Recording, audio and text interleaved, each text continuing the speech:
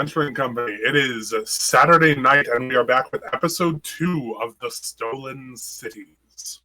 For those of you who are just joining us, we have Venelin, we have Ralakan, we have Cross, and we have Jason.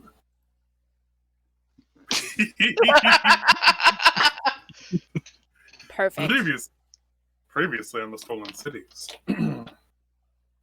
The party had just formally met up, had their night introductions, when a mysterious party showed up, led by a man by the name of Garrett Hudson, saying that they had been contracted by a specific individual to retrieve an artifact, which, upon inspection of their missive, seems to strongly resemble Jason. The next morning, a representative of the police wing has a sort of convocation of the entire village of Maddingard, in which he alerts them that there will be a vote held to determine whether Jason, for the safety of the village, will be allowed to stay.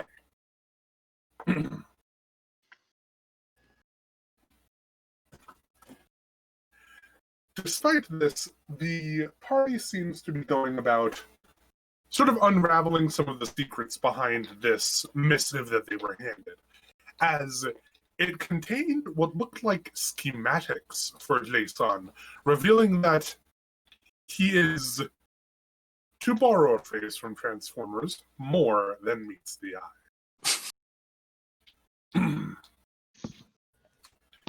Tim, don't do that.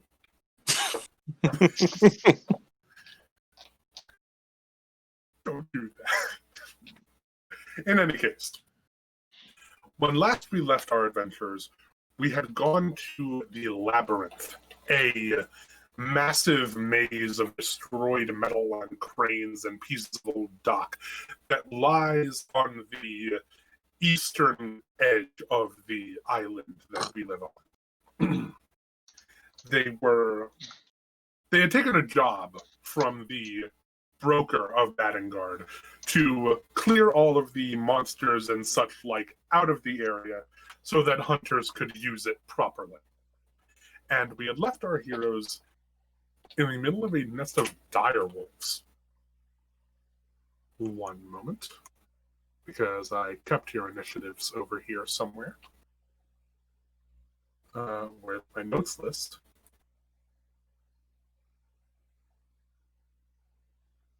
Oh my god.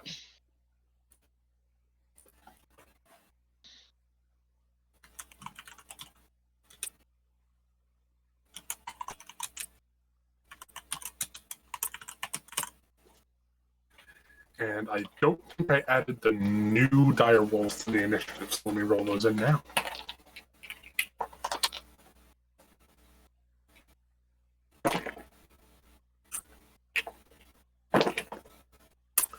Wonderful. Somehow, 2 of the 3 direwolves manages to roll worse than Spaz did. There's a first time for everything.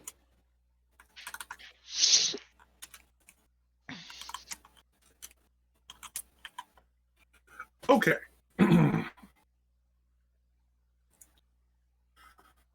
You guys are pretty much all kind of out in the open at this point.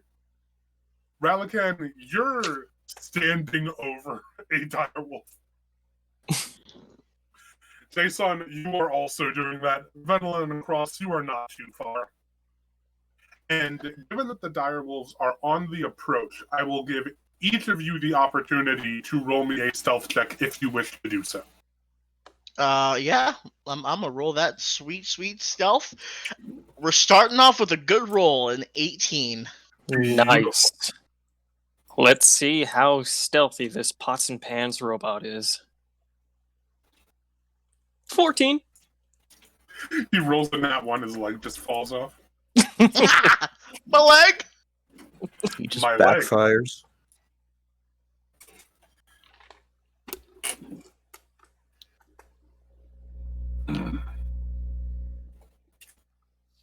And Just waiting quickly on our monk and rogues rolls. Well, that's a 6. Woof. Ooh.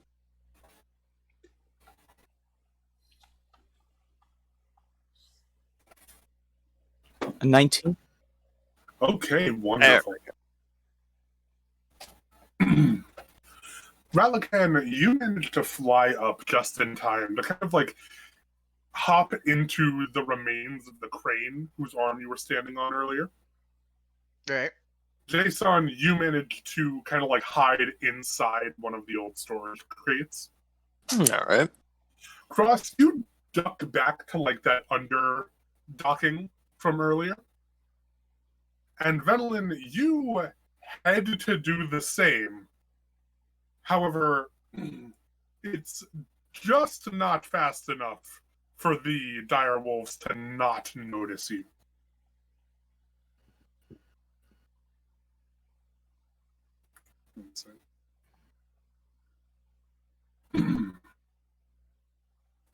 They're both, well, all three of them are particularly aware of your presence, and two of them jump down from their storage containers, and they are significantly bigger than the wolves you were just fighting. The third one seems to be kind of hanging back a little bit, though you can hear him kind of like howling and barking orders, presumably at the other two wolves. Venelin, you are at the top of the order. Okay. Is one of them within 80 feet of me? Oh, without a doubt. Okay. The area that you guys are in terms of like the crushed circle, is about 80 by 80 in diameter.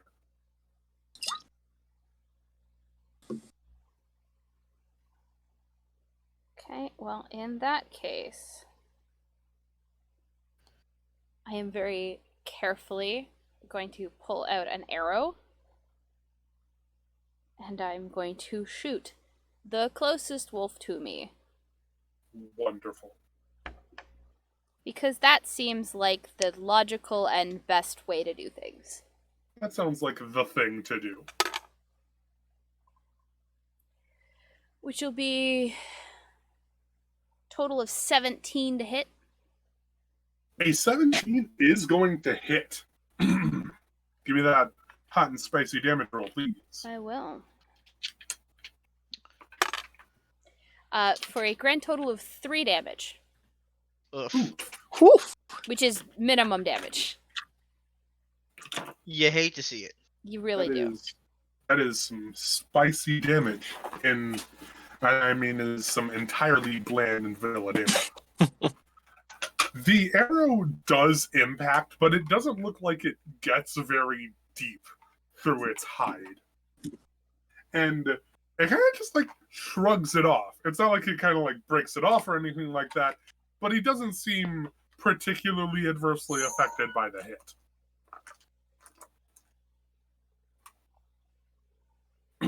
Is that your only attack? Yeah. And that's all I can do, because I don't have cunning action yet. Wonderful. Cross. I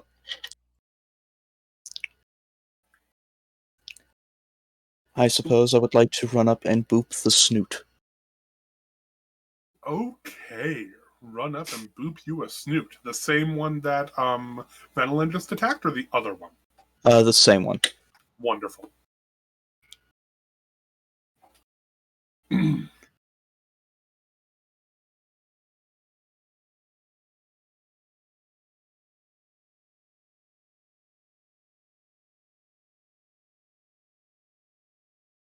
That is a 25 to hit. That is without a doubt going to hit. Uficus Maximus.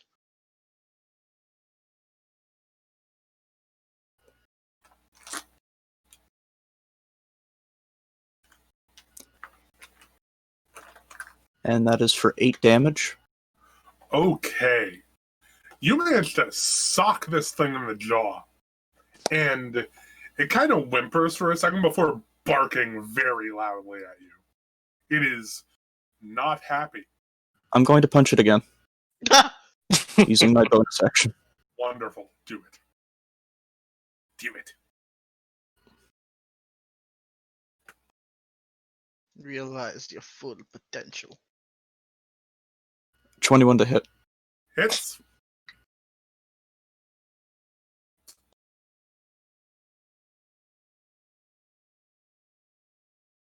That is another 6 points of damage. Wonderful. It barks at you, and you immediately punch it in the jaw again. What we learned. What we learned. Down to me. And it kind of just growls loudly at you and like takes a few back steps, but doesn't really do anything else. The third dire wolf sort of begins striding along the edge of the crushed circle before circling around and jumping down so that the three dire wolves are now surrounding you. Mm-hmm. And the first one is going to try and take a bite out of Cross, who seems to just be really piling on the hits here.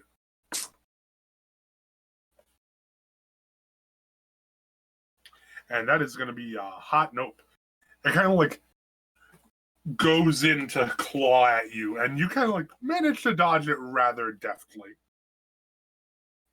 some real little daredevil type stuff. Nothing too crazy. Gonna try again, and no. These guys are not hitting you. They are swiping at air. Jason, you are currently hidden inside of a storage container. And from your previous experience, the wolves, not that they don't see you, but given that you are not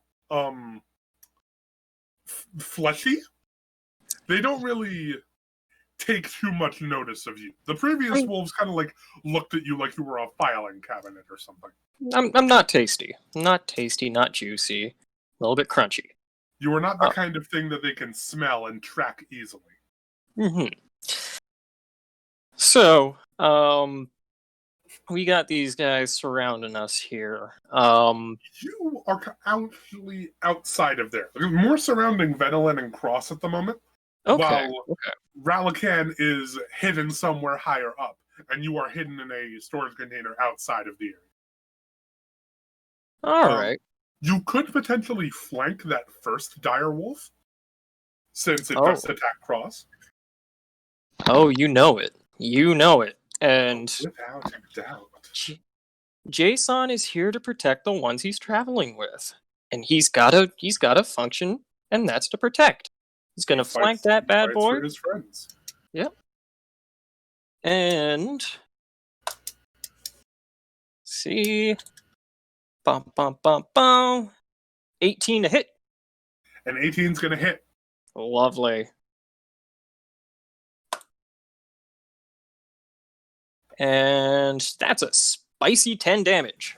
Woo! Oof. Okay.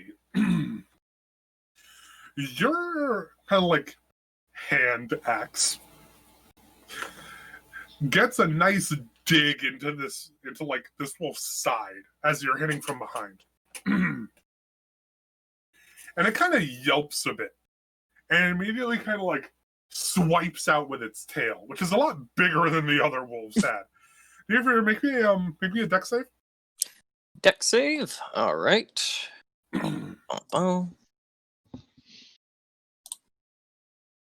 And that is that one. Oh no. Oomph. There's The curse. There we are. Spaz has passed it on to Lucas for tonight. Thank you kindly. I am Appreciate sorry. Oh no, it's wonderful. If we had Devin here, he'd roll like 7 nat 20s. Don't worry about it. The wolf strikes out with its tail and kind of like trips up your foot and kind of like clang back onto your posterior. Oh no. and I'm going to say that you are prone. And Okay. you take 2 points of damage. Nothing crazy. Oof. And now it's Ralakan's turn. Ralakan, you are also hidden. They cannot see you. From here, I'm just gonna take a pot shot at him. Yeah, that's fine. Go forth. It's Which one all do you attack? I'm going to attack the one that just knocked down Jason. Fair enough. Okay, here we go. The roll. That is a 16. 21 to hit. A 21 hits. Okay. For 10 points of damage. Whoo! Okay. Finally. You managed to get a good hit in, like, right in his shoulder, near where his neck is. And Jason, you can see that this wolf is bleeding quite profusely. Wonderful. It is not a fun sight to behold. In any case, And beauty is in the eye of the beholder. Except the when it's an actual beholder. beholders are beautiful and must be protected. Beholders' lives matter. The dire wolf that just attacked, well, that Venelin just attacked, my apologies, is going to try and take a bite out of Venelin. And, well, don't worry about it, because, he just rolled 2 nat 1s. Oof. Wow. Man's had pack tactics, and still just... Doing great. You can't write this crap. Telling you, it's my daddy's own luck. Biting at air. I'm gonna try one more time, and pretty sure that's a hot no. Yeah, it's a hot no. This thing is not hitting you. It's not hitting anything. The third one is going to try and attack Cross as it's looking at its friend kind of like very clearly losing the fight it's in. And it really is not about that life. Finally, somebody gets a fucking hidden. My apologies, Cross. But the wolf manages to get a decent swipe in on your side for 3 points of damage. Ow. Ow. Okay. Back at the top with Venelin, you just watched this wolf swipe at you twice and hit absolutely nothing. These are not very good wolves. They're not good at their jobs. They really should have gone back to wolf training. You got the stormtrooper wolves. Yay! And me not wearing my red shirt. Thank God for that. Yeah, I will attack the wolf that I attacked before. Wonderful. Except I'm just gonna drop the bow and pull out my daggers, cause Wonderful. yeah. Go Yeah. for it. Conquer. End them. Stibbity stab it. Yep, rapier and dagger.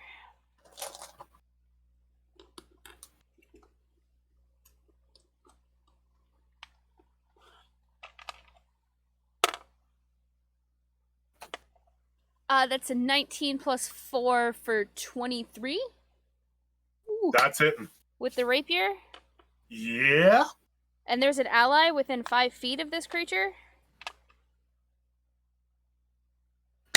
Not Hi. to this one. Oh no. No. The other one, right. The other two are on the opposite side. So, unfortunately, there is not an ally within 5 feet of this wolf. Remember, they were surrounding you earlier. One of them was on one side, 2 of them were near you, and the other one circled around. Which one was the one Cross was attacking? Cross was attacking the Yeah, no, I messed up. Yeah, no, you're right. You go You ahead. said they were using pack tactics, which means that at least 2 of them have to be within 5 feet of me. One of which is the one I'm attacking. Yes. For a total of 6 damage. Okay. You managed to get a good slice in right near where you hit it with the arrow earlier. So this wound kind of like opens up, and it is visibly more painful for this wolf, who starts just like barking at you again. Okay. Okie dokie. Cross. You've got 2 wolves on you now. One of them's not looking too good. The other one, mostly all right. Okay. I'll keep hitting the one that's not looking too good. And after the first attack, I'll see what happens. Okay. So, booping the snoot again. Yes. Boop that snoot with the might of 1,000 suns.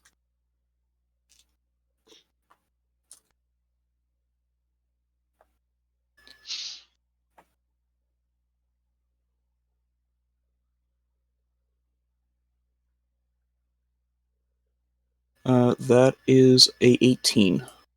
And 18's gonna hit.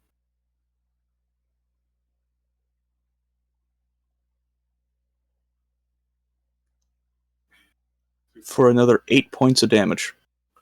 Okay. You manage to sock this thing in the head one more time, and you hear an audible cracking noise at the impact, and the wolf kind of just recoils backward. You can see that it's got a pretty decent arrow wound in it, a very large gash from where Jason struck it, and it's kind of just whimpering now. It's kind of like trying to put up the front of like, hey, I'll still frickin' bite you, but you're getting the sense that it is very much too wounded to do the thing. Okay. And then I'm going to roundhouse kick the other one.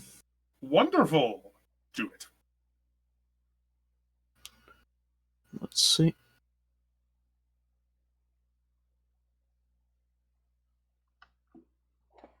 Uh, 22 the roadhouse. Yeah, that's gonna hit. Did 22 him with them rolls, man. to Roadhouse. Roadhouse? Another 8 points of damage. I was thinking, what's a roadhouse kick? I need to know. I need to know. Okay. So you managed to get a nice roundhouse kick into the jaw of this other wolf, and you hear another audible cracking sound. This one is nowhere near in as bad condition as the other wolf, but it's also not looking great. This one was the one that you've been punching, so it's got a lot of bruises and, you know, marks of general ungoodness, but it's not bleeding or anything.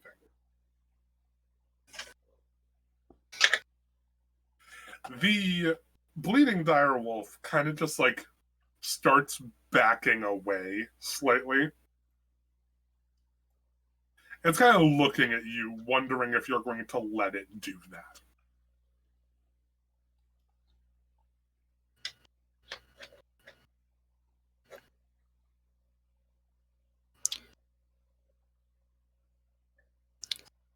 Is that a...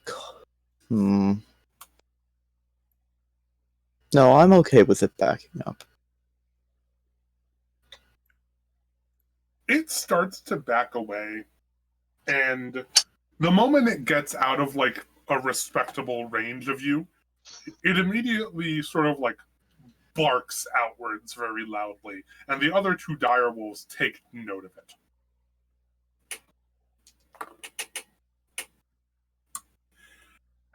And upon hearing whatever order this direwolf presumably told its 2 subordinates, the 2 other direwolves immediately also begin backing away.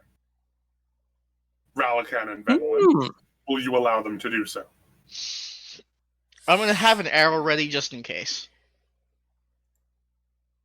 I mean, You can't be too trusting. yeah, but also our job was to clear them out. And if we let them leave, we're not really doing the job. Touche! Shooting an arrow. Which one are you shooting?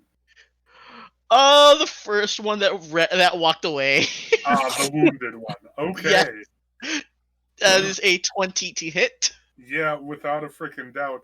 I'm not even going to have you roll damage. He had 2 hit points left. You shoot it, and it lets out a very, quick yelp before going down.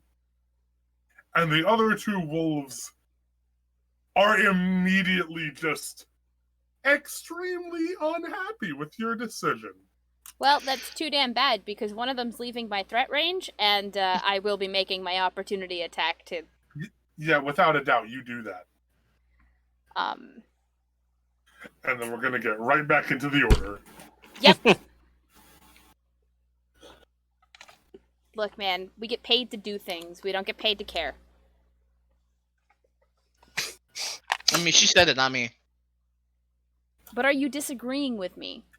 I mean, I shot. He did fire the arrow. This is true. Wolf is dead. I don't think a 9 is gonna hit, though. A 9 is No. not going to hit. That's okay. Okay. Jason, assuming you're using half your movement to get up. Oh yeah. He's making dial-up noises. He's just in a state of error while he's kind of rolling on the ground. Oh man, just knocking him on the ground. Ruffled a few screws. It's like, oh god. Eventually, he just kind of rolls and rocks himself back up to his feet. He's like a turtle.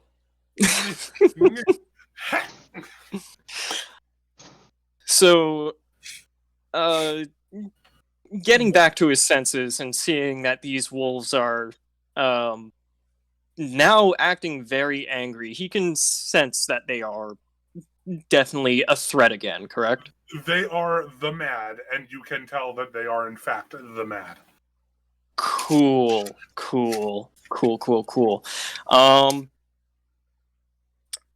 Yeah. I'm gonna... Since my screws have been knocked loose a little bit, he's kind of going through a state of error. He's gonna rage. And he's gonna continue making those awful computer sounds. You guys hear a series of computer noises, followed by what sounds like the kind of sound that happens when, you squeeze a Slinky really hard. Oh, how would you make me think of that? And the moment Jason gets on his feet, you suddenly see the rods that make up his legs kind of just extend outward, and the same with his arms, as he suddenly grows in height by about 2 feet. What in tarnation? I don't know. I've never seen him do that before. What's happening? What's that sound? Your robot buddy just darn made himself the big. I will now extinguish your life. Thank you. As he kind of rushes up on one of the dire wolves and see, hopefully I hit. That is a 19. He really just said your subscription to life has expired. Please purchase WinRAR. And that's 8 damage. That is 8 damage. Oh no, that's that wolf. Oh no, that's a dead wolf. You land your hand axe very squarely in this thing's neck. And it kind of whimpers for maybe a second before just and that is a very dead direwolf. and suddenly his kind of like cylindrical head just kind of pivots to the next one with his 3 little red eyes just glowing really bright at it. The And that is third me. direwolf.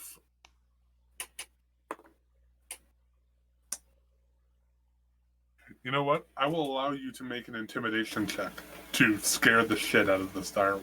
I don't think that'll happen. I have a -1 to charisma. Oh, no. Let's see that.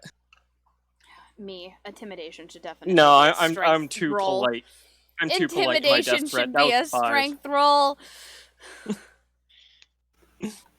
Please remain calm while your life is extracted. Excuse me? That's Jason. Hello, my good man. Would you kindly get in the box? Please step into the coffin. In any case, the third direwolf is growling in Jason's general direction. And despite seeing Jason do what he just did, still is extremely perplexed at the fact that this thing that almost definitely just killed its friend does not have a heartbeat or flowing blood or flesh or meat or anything that it would normally use to, track something like you. And not quite understanding the threat that it's facing, it's going to try and run. Venelin, you will have an attack of opportunity on this one. No, I won't. We will. Reactions She are already only used her once per attack of turn. opportunity. It's Yeah, once that's per right. round. Nah. Rip. And we're not. I haven't had my turn yet to refresh my reactions, so. Fair enough. I mean, As much as would I you- would love to just throw my dagger, I've already taken my reactions. So. Okay, considering this direwolf was last on the turn order, I will allow the ranged people, Venelin and Relican, to try and get a shot off on this thing. okay. Okay, well, I will be throwing my dagger because my bow is kind of sort of on the ground. That's a That nat is 20, a look. that is a 24 to hit. That's a nat 20. That was a nat 20 set of arms going up in the air right there. No, I'm off by 1. It's Damn. 25, but I'm happy enough I still got to hit as a ranger. Oh yeah, without a doubt. I'm happy just to contribute. I'm not hitting the broadside of the barn. He's just happy to be here. I did What high you get? roll damage. 22 to I- hit. 11 damage. And you, Matty? For a total of... Wow, I rolled another 1 on damage. Oh, For a total of 3. That's 11 and 3? Yeah. That's still a kill. Yes! Mhm. Teamwork! Makes the dream work. I'm here for it. I thought I was gonna be able to be in costume tonight. I can't do it. It's not tonight. It ain't Not working gonna for you. happen. It's not cold enough for it yet. Fair enough. Okay. So that's the direwolves. Being that you guys are a village that gets a lot of their food from hunting, will you be salvaging anything from them? Yeah, well, let's cut them up.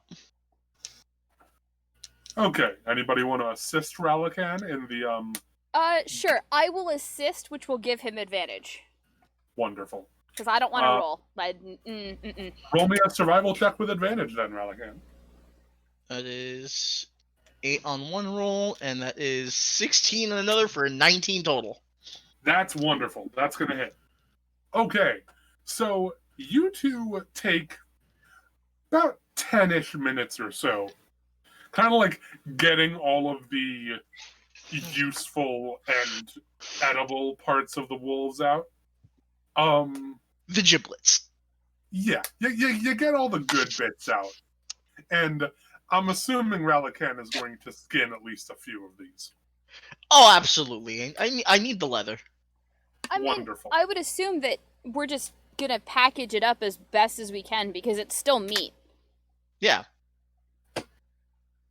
You know, it's not like these are weird swamp monsters. These are wolves. It's meat.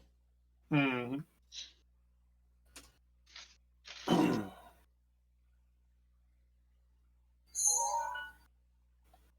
Okay.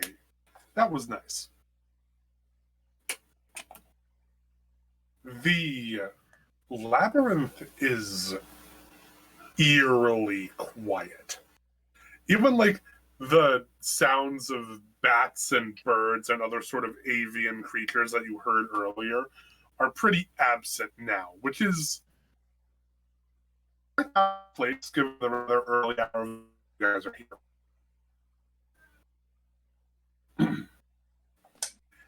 It seems that most of the animals seem to have retreated in the wake of the dire wolves' decision to fuck off and their subsequent death.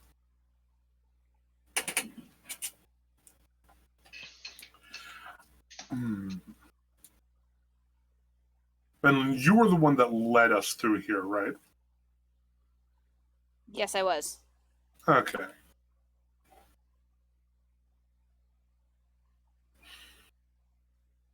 Give me a quick survival check to just navigate the place for a bit.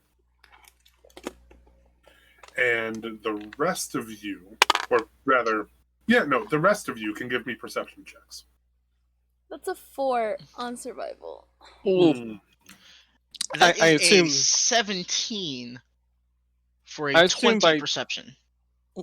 Sorry. Ooh. Sorry, go ahead. I'm done. Yeah. I assume by this time my rage has expired and I have Oh, without a gone. doubt. After Tiny a case few now. moments of you guys skinning the meat, you guys suddenly hear a lot of like spring-loaded noises as his legs and arms kind of compress once again, and he's back into his sort of smaller stature.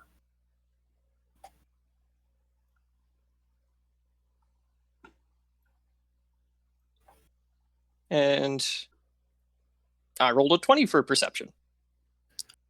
I also got a 20 for perception. Judas Priest! Wonderful. Everybody's got great perception. You can all see that you've been led to a dead end. So, Oh. but Venlin begins leading you guys through to the sort of like southeastern area. And you guys managed to find a sort of collapsed entrance pretty quickly. And you can hear a lot of scampering noises in here. However, they sound like some pretty small creatures. Upon further investigation, Ralakan, you find like a small swarm of bats in one of the containers. Jason, you find some rats in another one. And Cross, you don't see, but you smell what smells like an old campfire. Upon further examination, it feels cold. However, the smell of soot still kind of hangs in the air a little bit. So you can only assume that this campfire was something recent, and somebody was likely camping here over the night.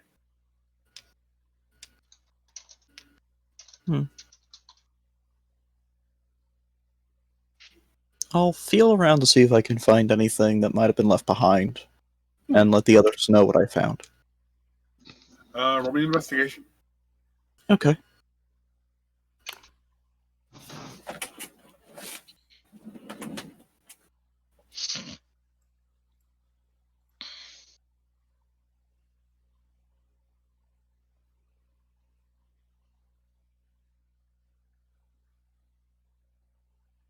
I believe in you.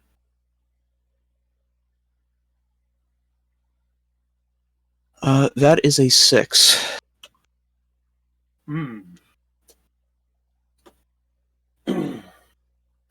Guys, I think I found something over here, but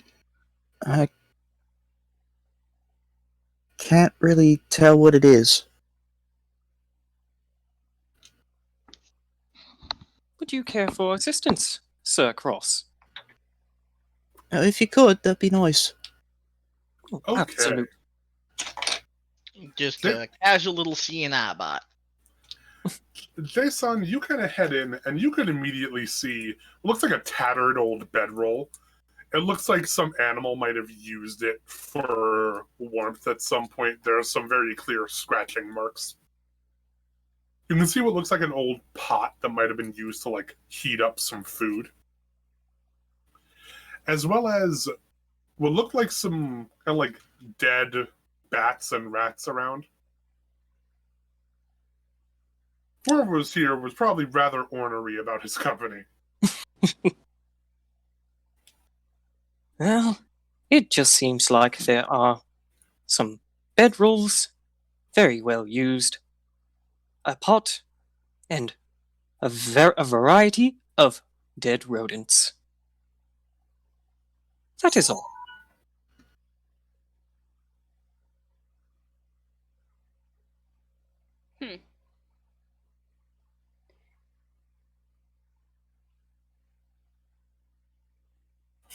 Shouldn't be too much cause for alarm anyway.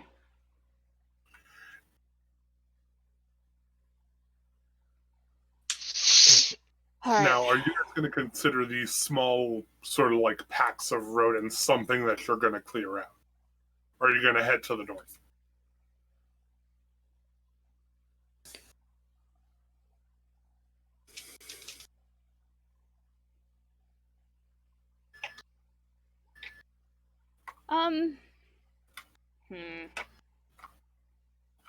We do technically need to finish clearing this area out. Did it specifically say monsters? Yeah. Rats aren't really monsters. But again, technically neither are direwolves, but They're a lot bigger and a lot more dangerous than rats. this is true. I think first things first, we should probably drop this meat off. At least get it back to the carriage. Okay. Because we are not going to want to be carrying around fresh meat. Not in here. Okie doke.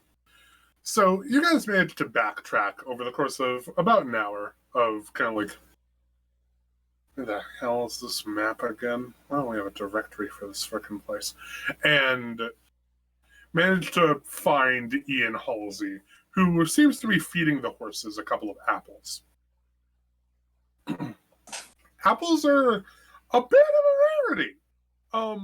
They only really grow in like the furthest north parts of Combus Park.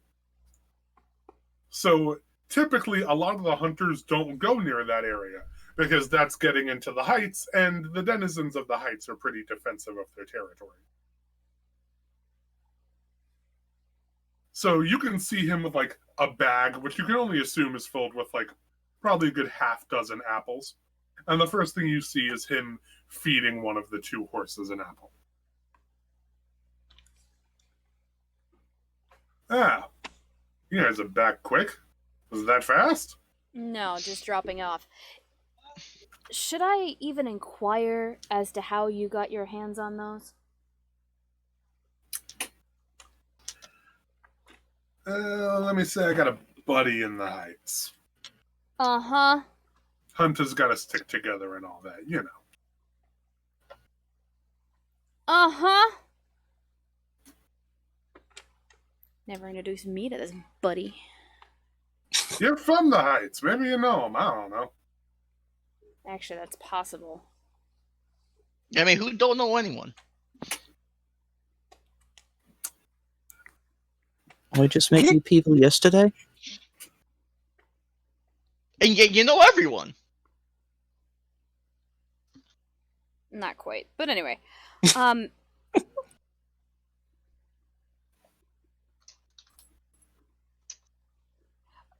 I'll ask you about it on our way back. Are you going to be okay to watch this meat? We've got it in the... wrapped up in the the skins so that Nice. it's a little bit Nice. more protected. Got my sword, got my bow and arrow. If I got some spare time, I'll see if I can salt it. Just for, preservation purposes. Of course, Oh. we don't plan on being out too much longer, so I'm thinking we shouldn't be much longer than maybe an hour. Maybe Wonderful. 2. Do what you gotta do. Because I think the last time the labyrinths were cleared out, it was about maybe a month and a half ago. Not much could have moved in by this point. It usually takes a little bit. But reports are reports, and you just gotta do it. And you know it, bureaucracy and all that. Yep. And he pulls out another apple and starts feeding it to the other horse. How many apples you got? I reckon not enough. Got 4 more in here? One. Yes. Kind of pulls out and tosses you an apple. She So- she catches it, takes her dagger, which is of course clean, and as she's leading you guys back into the labyrinth, she does cut segments off and offer to those who would like some. It is a Granny Smith apple. Of course it is. I'm so tired of Granny Smith Snow. Very Yeah, but- tart. Granny tart. Smiths are the best they're the best eating apples. I actually went apple picking, and the only apples that were ripe were at Granny Smith, so I'm fucking tired of them.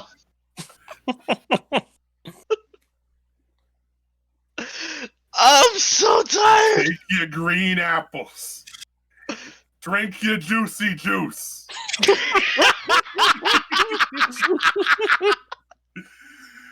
Drink your juicy juice, Ralakan. Anyway, I'm offering him an apple slice if he wants one. If he doesn't, it's more for her. I'm just imagining Ralakan having his lunch packed by his civic hybrid mom.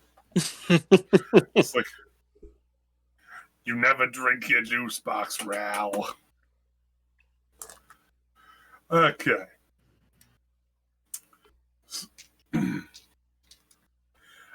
Cross, I'm assuming you take a slice of apple? Mhm. Oh, wonderful. Ralakan, you taking a slice of apple? I am not. Jason, you taking a slice of apple? I'll analyze it, I guess. She kind of Check the offers sugar it. content. She offers it for analysis, but she doesn't actually offer it for him to eat because she knows he can't. You kind of look at the slice for a moment, and it tells you all of the different elements and acids and stuff at play. And Of course, I am talking her through it. at the very bottom of this evaluation that your kind of HUD displays for you, it says taste sensorium non-functional. I see. Do enjoy your non-functional tastes.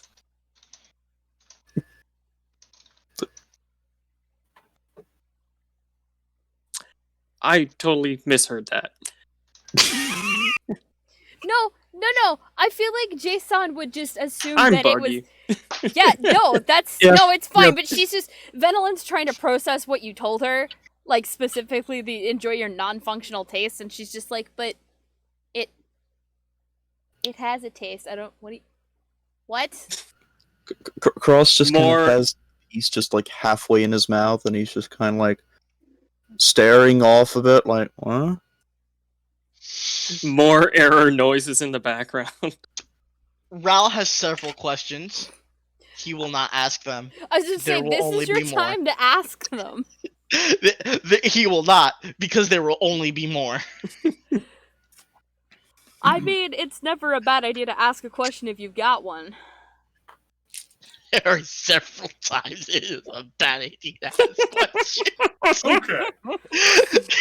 So, the area leading to the northeast portion of the labyrinth is surprisingly damaged in ways that look kind of intentional. Like, there are like old storage containers that have been either broken or otherwise bent in order to form very particular shapes out of the surrounding area. And as you start to make sense of it, you finally reach a clearing where you can see what looks like a boat.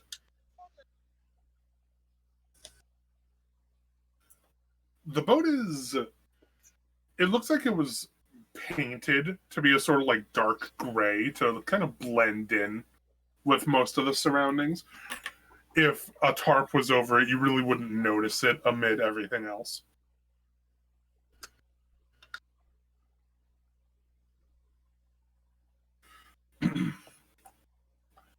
And you can hear some rustling coming from this boat. It's a rather big boat. This looks like something that like a formal hunting party would have. And it's big enough to hold, I'd say, between 4 and 6 people. However, the only 2 ports that you know of on this island are Battery Port and the docks to the west, where Garrett Hudson came from. And you cannot tell which this could have come from by any of the markings on it. Huh.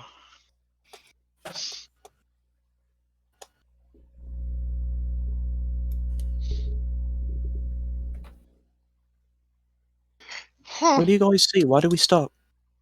There happens to be a boat nearby.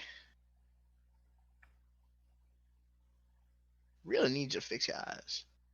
So can I see, like, from here, can I see, like, who's manning the boat, or if it's unmanned or not? You cannot. The boat seems to have like a very light tarp over it that looks like it was made kind of intentionally to conceal whoever is using it. And while the front of the boat does have like a window, it's a bit tinted. So while you can see that there are 2 people in the sort of like pilot's quarters, you cannot see any details of who they are. And sorry, how far off in is it? Like is it at a distance in the water? It is not at a distance in the water. It is docked like right next to Okay, where the cool. labyrinth is. It's still low tide, so it'll be a matter of time before it gets like too close.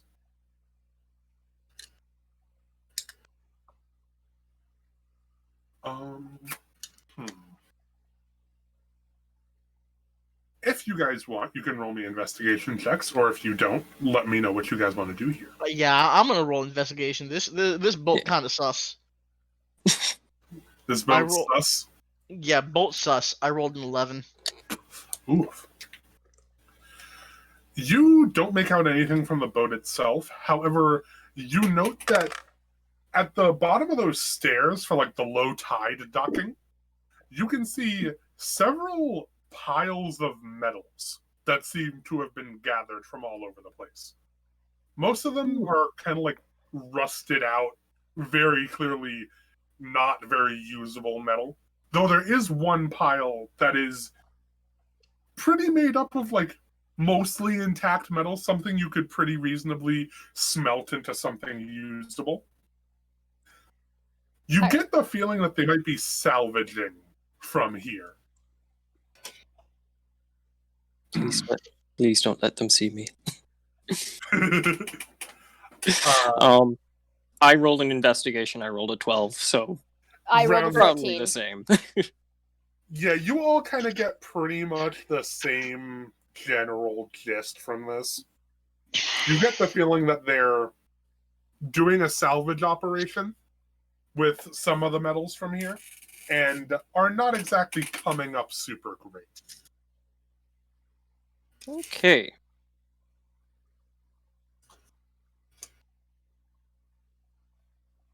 The Dust pile- cloak. What's that? My dust cloak goes back on, covering my body. The pile of usable metals isn't like anything to sneeze at. You gather that this could probably be used to smelt a good deal of weapons for like a small group of people fighting, Okay. or like create a couple of suits of armor or what have you. But it would require access to a forge for things like that, which, again, the only one you know of is in Battery Port. You guys haven't been to the Western Dock, so you don't really know what's there. Okay.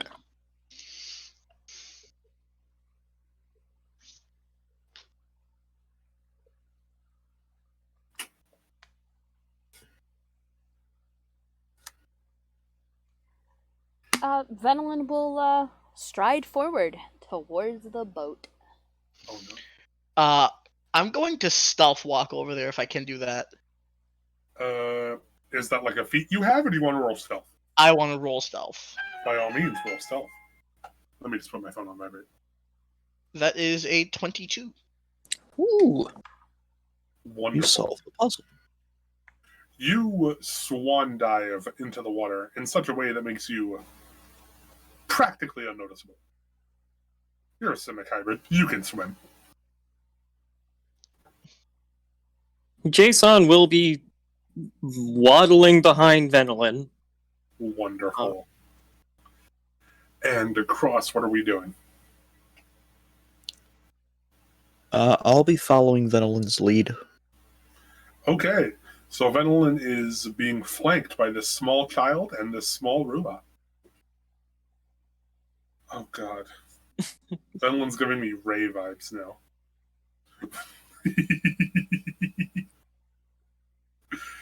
Who? From Star Wars. Ah. Oh. Yes. Being flanked by a cinnamon roll and a robot who is also a cinnamon roll. Yep. Yep.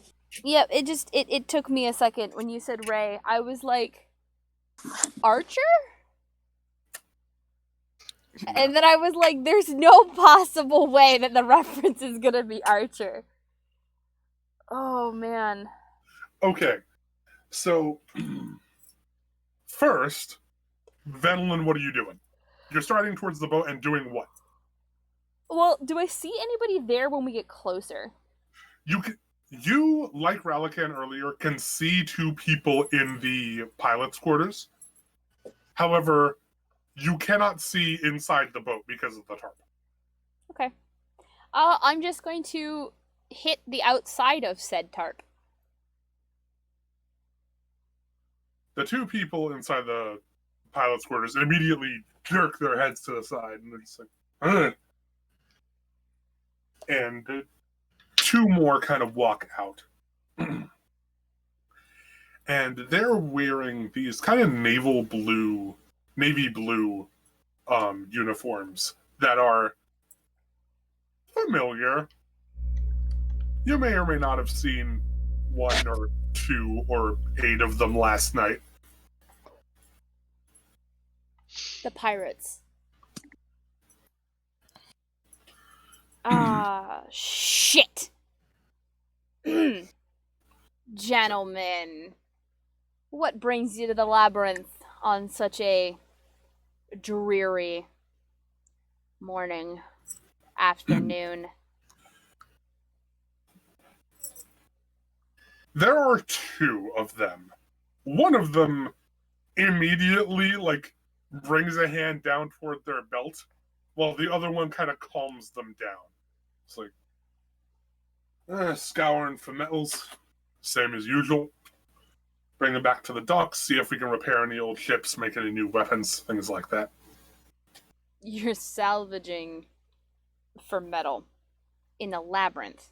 I can only imagine that there are easier places to salvage than the labyrinth. Easier? Sure. That can give me a big enough hole? Probably not. That's fair And enough. we're a pretty capable group, us, right?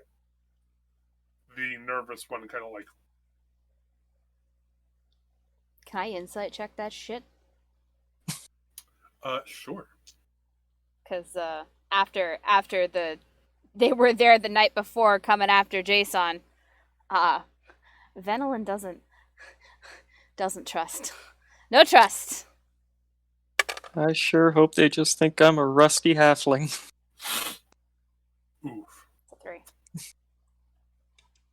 You have no reason to suspect anything. Okay. Relican, you kind of like slip in under the tarp with your slimy self. And being that the two that were in the back of the ship have kind of vacated to talk to Venelin, you kind of like sneak in, and they seem to have not a torch, but a very crude electric light. Electricity is not uncommon, but significantly diminished compared to the forms we have it in now. And it's even rarer to have it as like a portable thing to be able to do. And you can see that there is kind of like a room between the back of the boat and the pilot's quarters, where laid on a table where you would put like a map to be charting a course is instead a set of blueprints.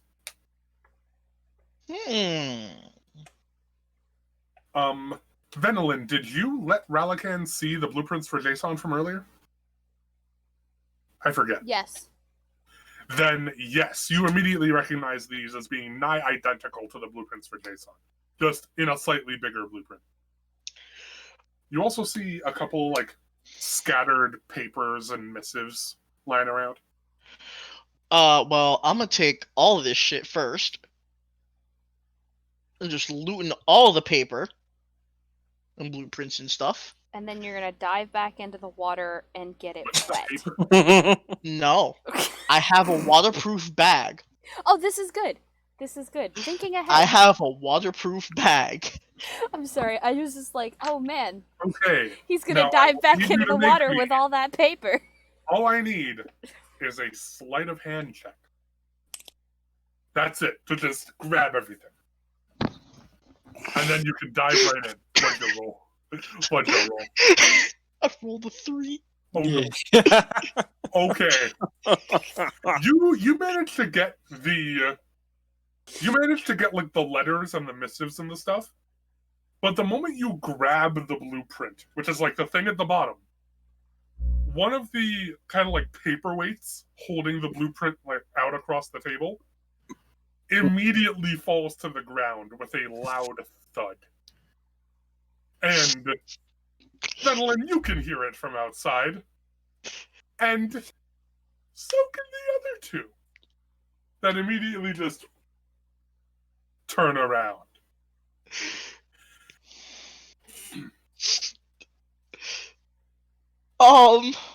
For my next attempt at espionage, For my next trick. I'm going to hit the broadside of a barn! wrong. I'm going to hit the lights. Literally. Hit the lights. Break them all. Okay. I have dark vision. You grab an arrow and you stick it into the light bulb. And it kind of just pops, bit of glass goes everywhere, not enough to hurt you. And then I'm just gonna like hide in a corner with my just Okay. Sounds like you might have a rat problem, friends. Hmm. We did find some rat carcasses further into the labyrinth, so... So we killed a bunch of the rats. Yeah, well, I mean, we just killed a bunch of dire wolves, so...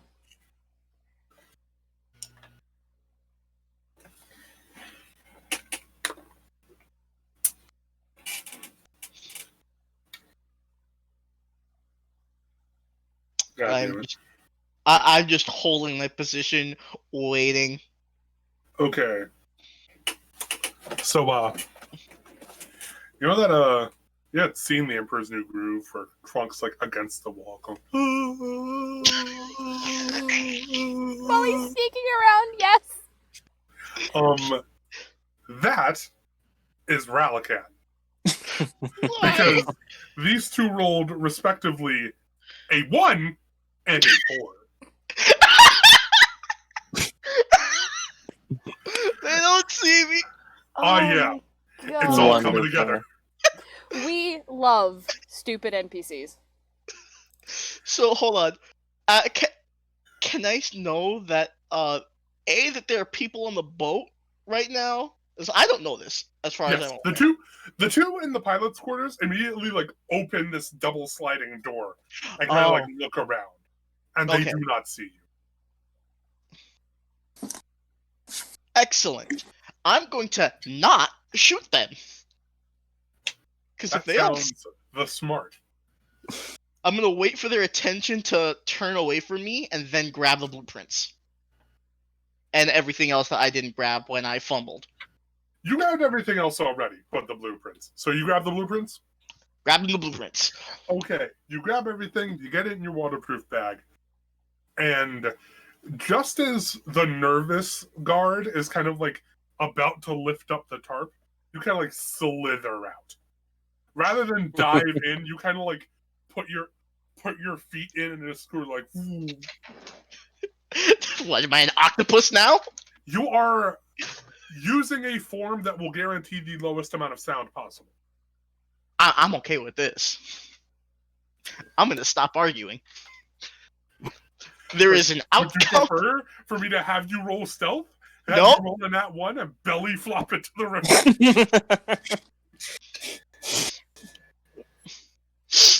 No, I'm good. I'm good. You're letting me get away with it. I'm gonna get away with it. Exactly.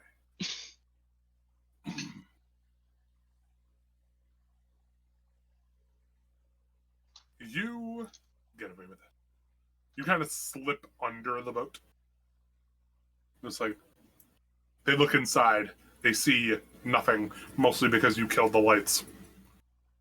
It's like, lights dead. Ah, damn it. Gotta replace that. You know how many of those we have left? I mean, not many. Well, looks like this is a salvage run gone short. We'll see you around, yeah?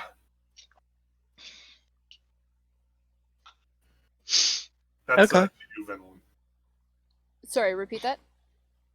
Looks like there's a salvage run going a bit short. We'll see you around, yeah? Yeah.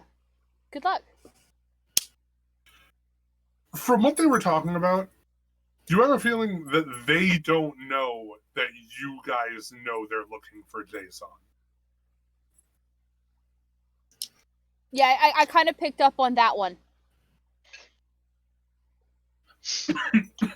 Once they're out of earshot, I'm going to show them the bag of goodies that I stole. Liberated. I should say.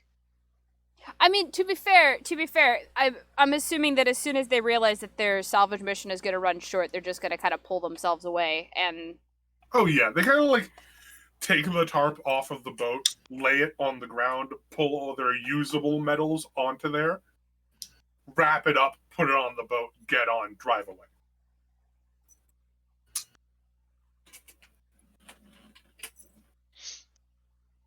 Yeah, I'm gonna show the party my bag of goodies that I have liberated. I have relieved them of the belongings that was once theirs. They don't need it. Wonderful work, good friend.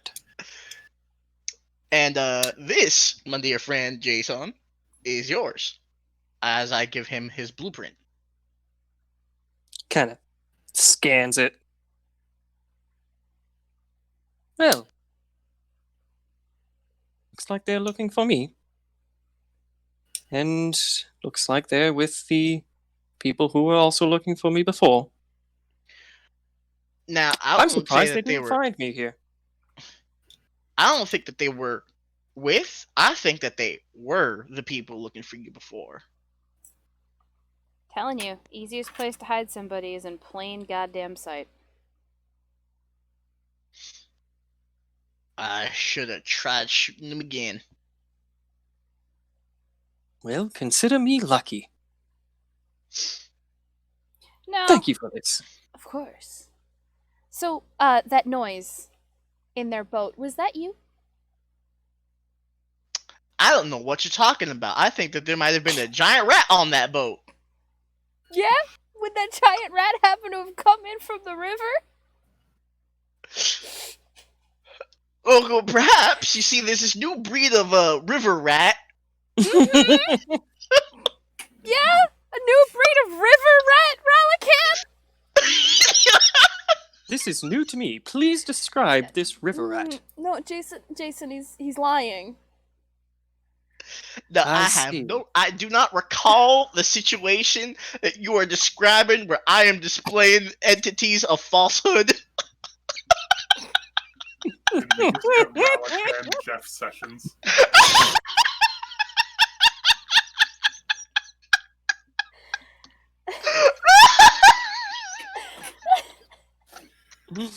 Christian Esteban Julio Ricardo Montoya de Lorenzo. Did you just give me Simic hybrid Jeff Sessions?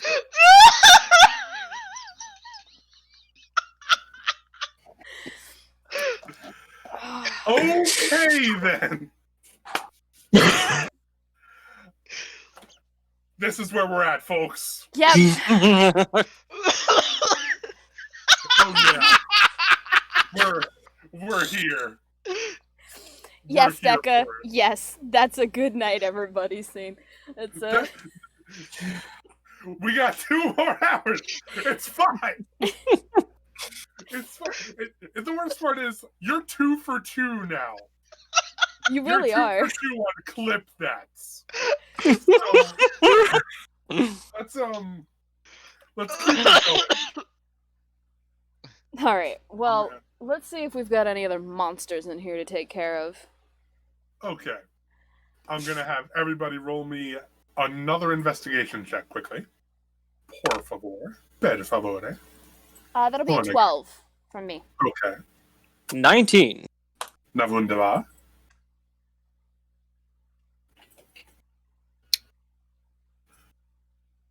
Spoop. That would be a 15. Spoop. Spaz. Oh, sorry.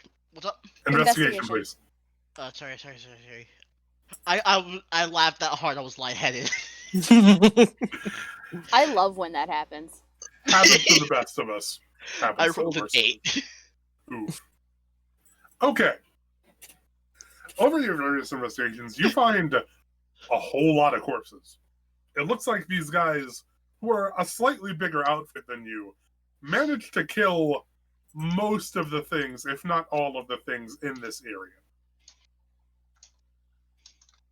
Hence Okay. the particular quietness of the area. Which, fortunately, makes this a pretty easy job for you guys. Nice. Well, I think that was everything that moved into the labyrinth recently. We should head back where we don't want to get caught out of the city. Job well done, everyone. Yeah, we need to move. Okay. So you guys take about an hour to get back.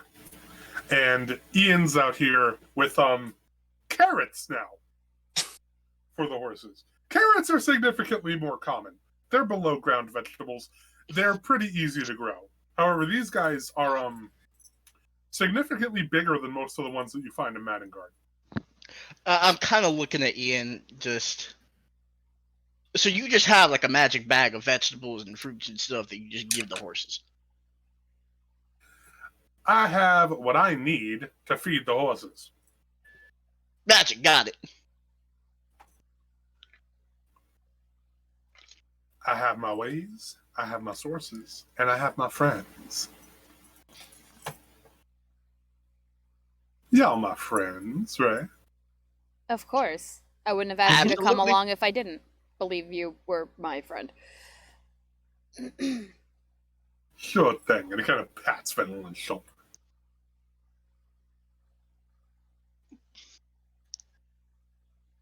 So we heading back? Yep.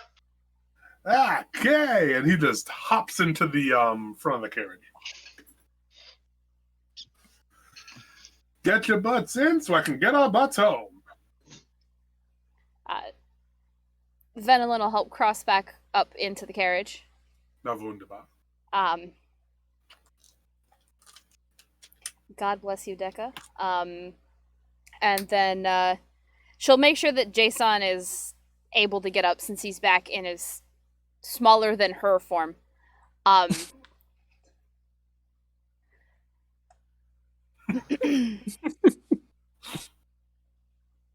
And then, assuming that Ralakan can find his own way either into or onto the carriage, she is going to check to make sure all of the meat is secured, and then,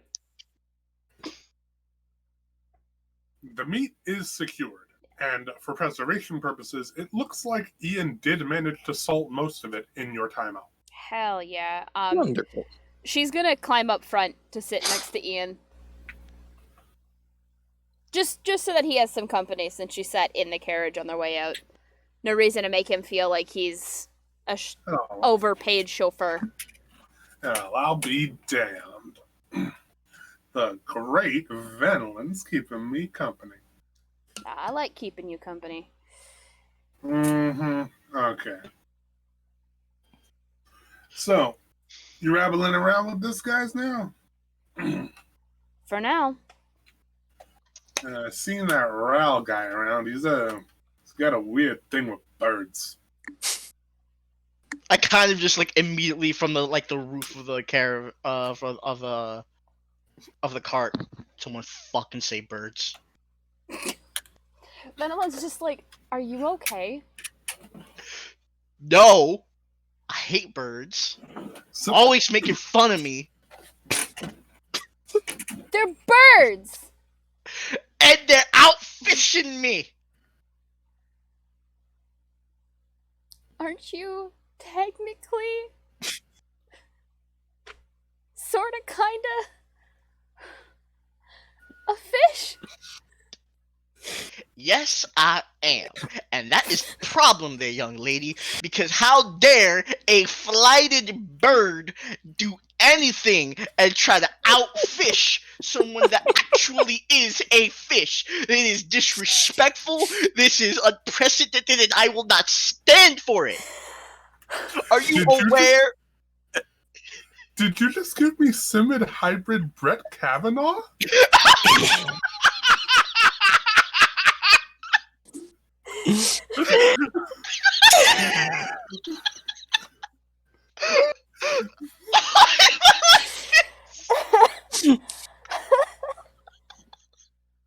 Oh.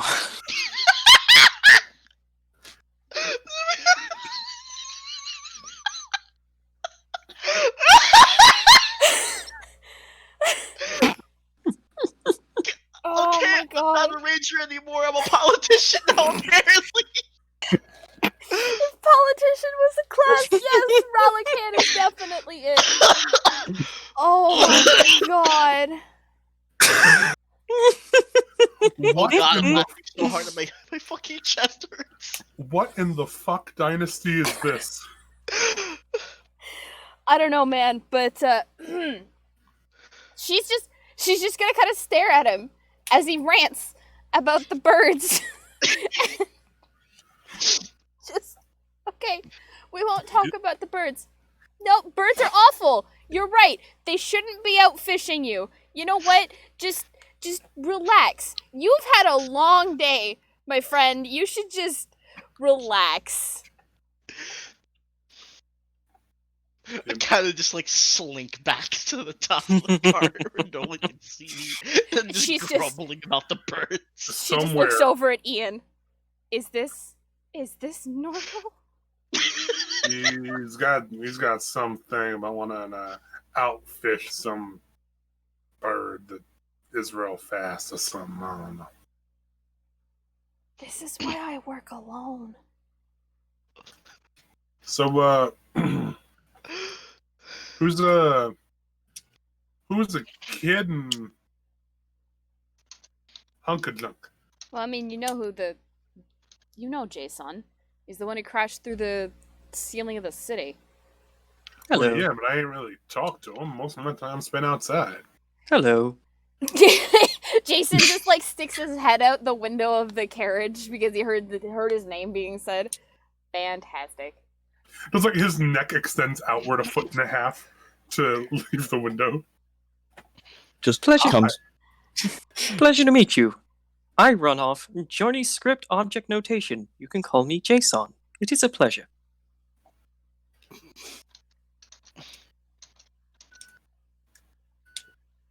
Good to meet you, Jason. He kind of looks for a hand to shake, and not finding one, just kind of pats your head. The head extends back. I It managed to retracts. I managed to keep him from getting dismantled. It is very much appreciated. Is that what Crowley was talking about earlier? Yes. Yeah, Why do you asshole. work for that man? He's such an asshole. Unfortunately, assholes are the people who tend to get in the positions of power. You know how it is. And end of the day, my job ain't to give a shit about who's in power. My job's to make sure that our place is safe from vampires and werewolves and all of them such like. Alright. I mean, sure, but don't let him make you do something you wouldn't normally do anyway. I mean, I'm much better outfitted here than when I was independent. That's fair. I don't know. I can't stand taking orders, or I'd have done the same thing and joined up with the guard. Fair enough.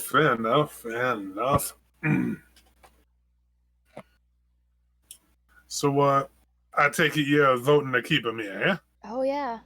He's harmless. Yeah, no, I ain't seen him do nothing too crazy.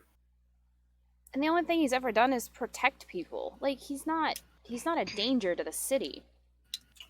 Yeah, it seems nice enough. I am here to protect. Yeah, you protect her ass with your life. I will protect her posterior with my life. He doesn't quite get the idea of, like, That was a posterior. colloquial phrasing.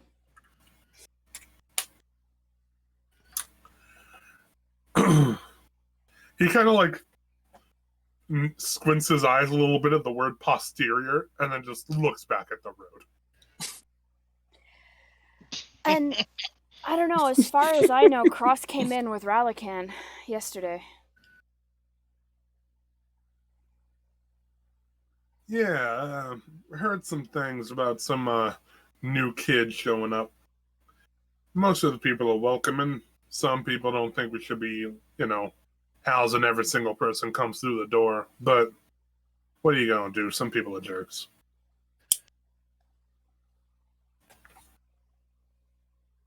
Worry too much about mouths to feed and not enough about human life and all that stuff. Yeah, well, a lot of the people who complain about it are the ones that remember what it was like up top, so. Fair enough.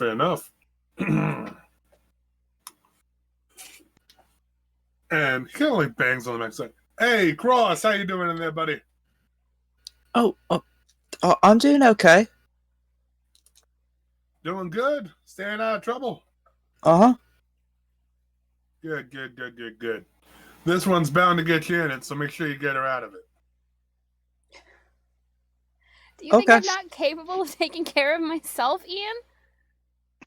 Well, I'm sure you are, but given that we got pirates looking for our buddy here, I got no doubts about you getting into a scuffle someday.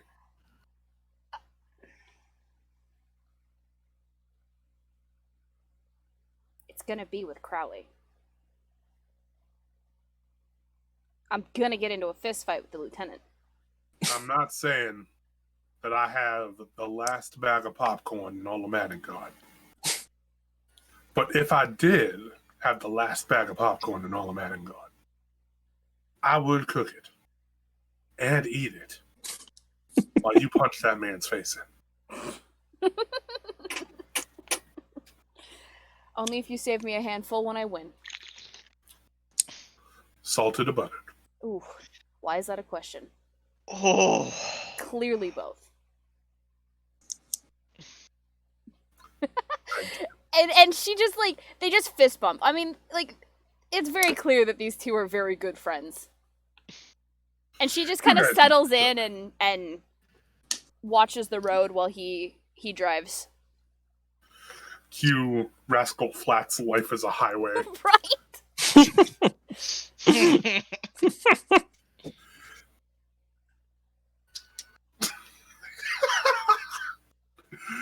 Oh my lord. And after a couple of hours, it's like mid-afternoon, around like 3, 4 o'clock, and you guys find yourselves getting back to the gates of Medengard. It's pretty busy today. Not the gates, but just like the road back. You find several carriages going around. Most of them regular wooden carriages like yours, but every so often you find one of those like metal box carriages, very similar to the one you guys saw last night.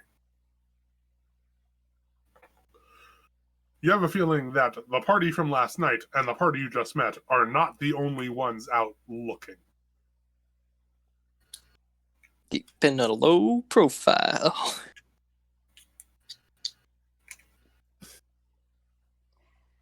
Turning my lights off. Fortunately, the gate is pretty empty at this time. Most people don't start piling in until it starts getting dark, and it is not dark yet.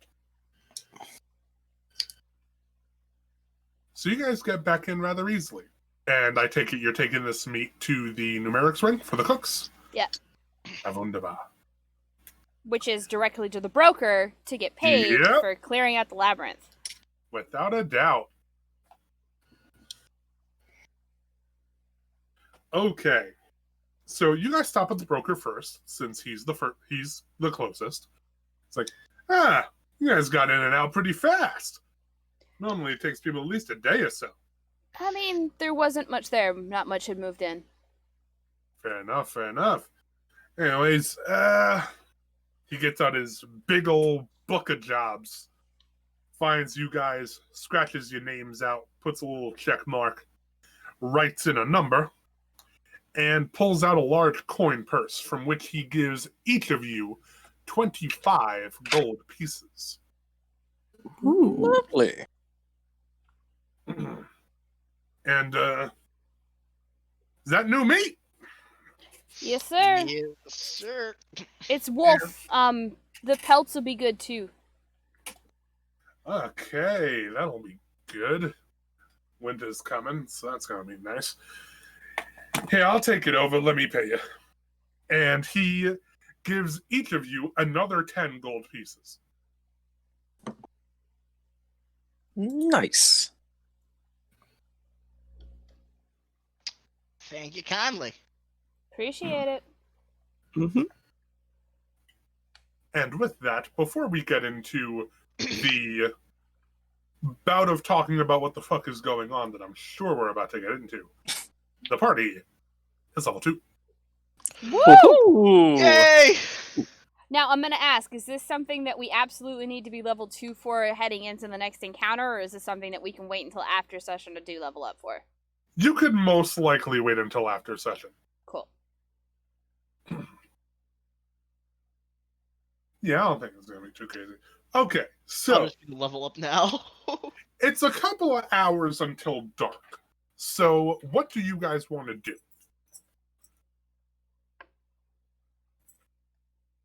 It's at least about 3-4 hours until dark. Well, Jason is going to be spending his time analyzing all the extra pieces of what is essentially him that's on the blueprints, and seeing if he can like think of places of where they could potentially be. Gotcha.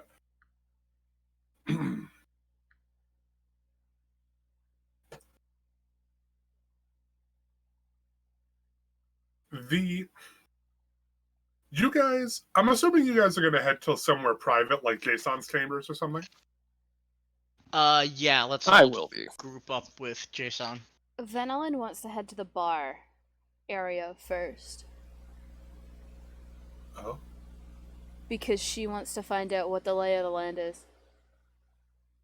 She wants to know what the vast majority of people are thinking about the vote that they have to cast that night. Okay. Will anybody be joining Venelin on her way to the bar, or will you guys be heading to Will the rest of you be heading to Jason's chambers? Actually, going to the bar sounds like a good idea.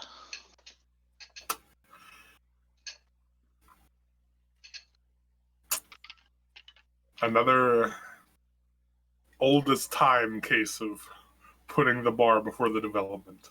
I'm fine with this. It's fine.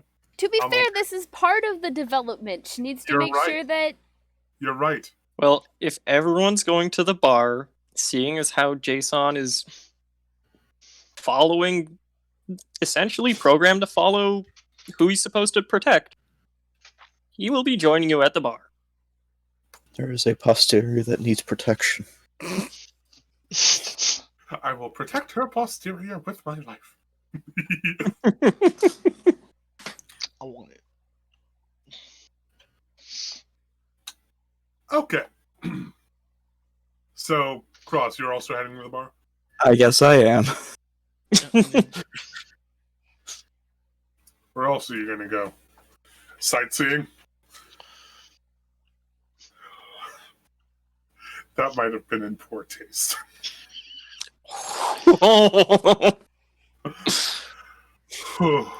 maybe a little bit, but it is what it is. Fair enough. So, Okay. yeah, Venelin just wants to situate herself in the busiest part of the tavern bar area and listen. You guys head to the Aces Wing, which is kind of like the entertainment center. And there is the Blue Heart Bar. And there are two servers. One's a guy, one's a girl. They look very similar to one another.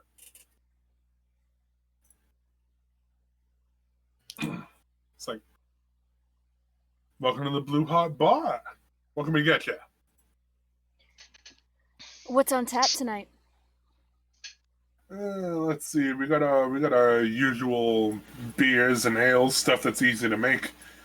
Somebody found a shipment of wine over in the Heights.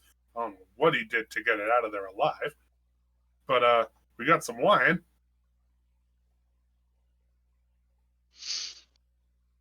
I'll take a glass. Glass of wine. Glass of wine. If I could see the label.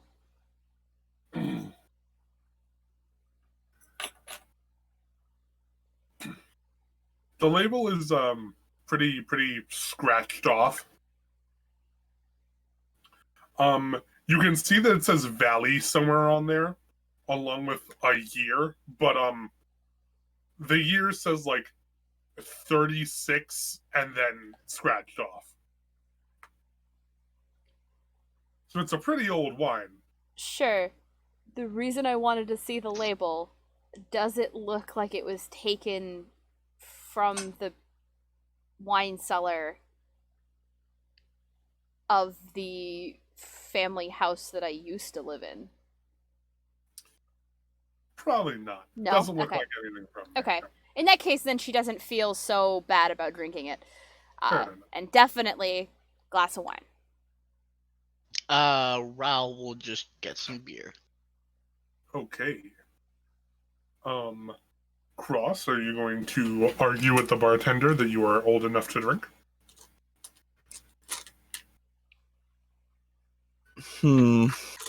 How old are you, elf-wise? Elf-wise? I am currently... Give me a second. You can do it. I believe in you. I am 79. He's Okay. still a minor. Yeah, are you going to argue that this 16-year-old is old enough to drink?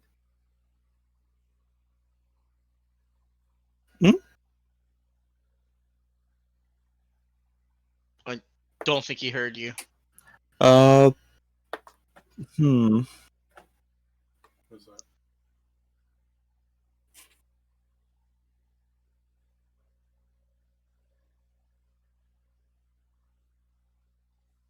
If he first just starts refusing, I'll just take whatever else they have.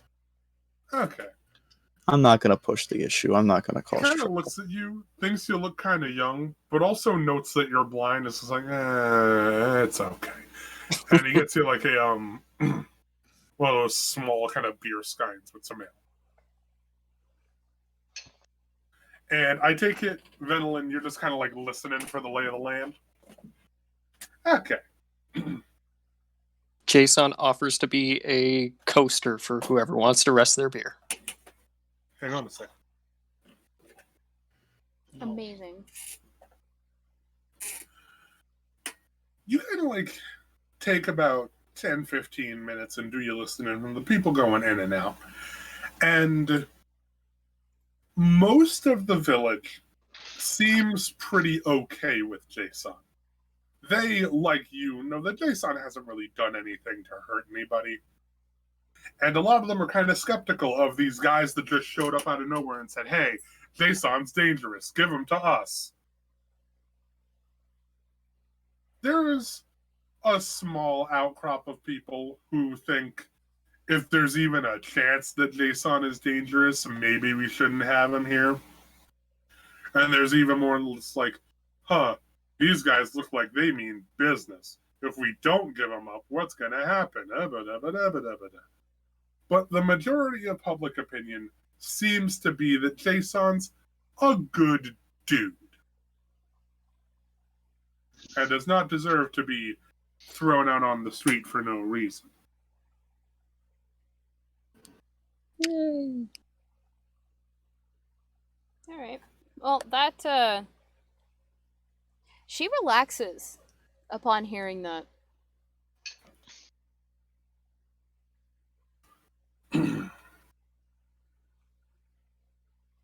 Okay. So, what are we doing? Are we going to keep drinking, or are we going to get down to business? Well, I mean, Venelin finishes her drink for sure. Without a doubt. Yeah, we're done here. And I'm not gonna do the usual bar thing of having you guys roll con saves for how it's one drink.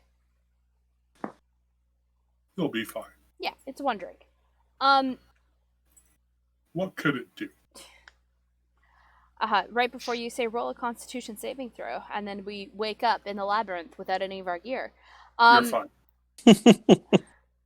I do that. I would do that to a party without a bloody blinking. I probably would, just not here. Not the first bar. Not the first trip to the bar. This is the inaugural bar trip of this campaign. Yeah. You guys get one. We get one. Oh, good. Everybody gets one. Excellent. All right. So she'll look at Jason. Well, shall we head back to your room then? Yes, let's. I do have things to, well, figure out. How is your casing, anyway? My casing? Your body. My chassis? Yeah. Is- Is that what it's called? Well, it seems to be rather sturdy enough.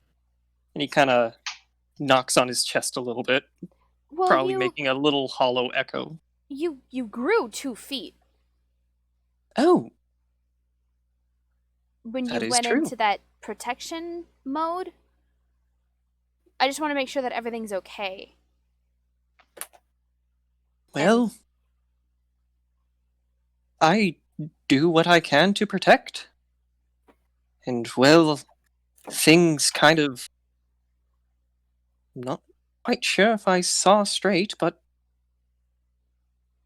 Well, all I want to do is protect. That is what I'm programmed for. And I guess I push my body to the limit.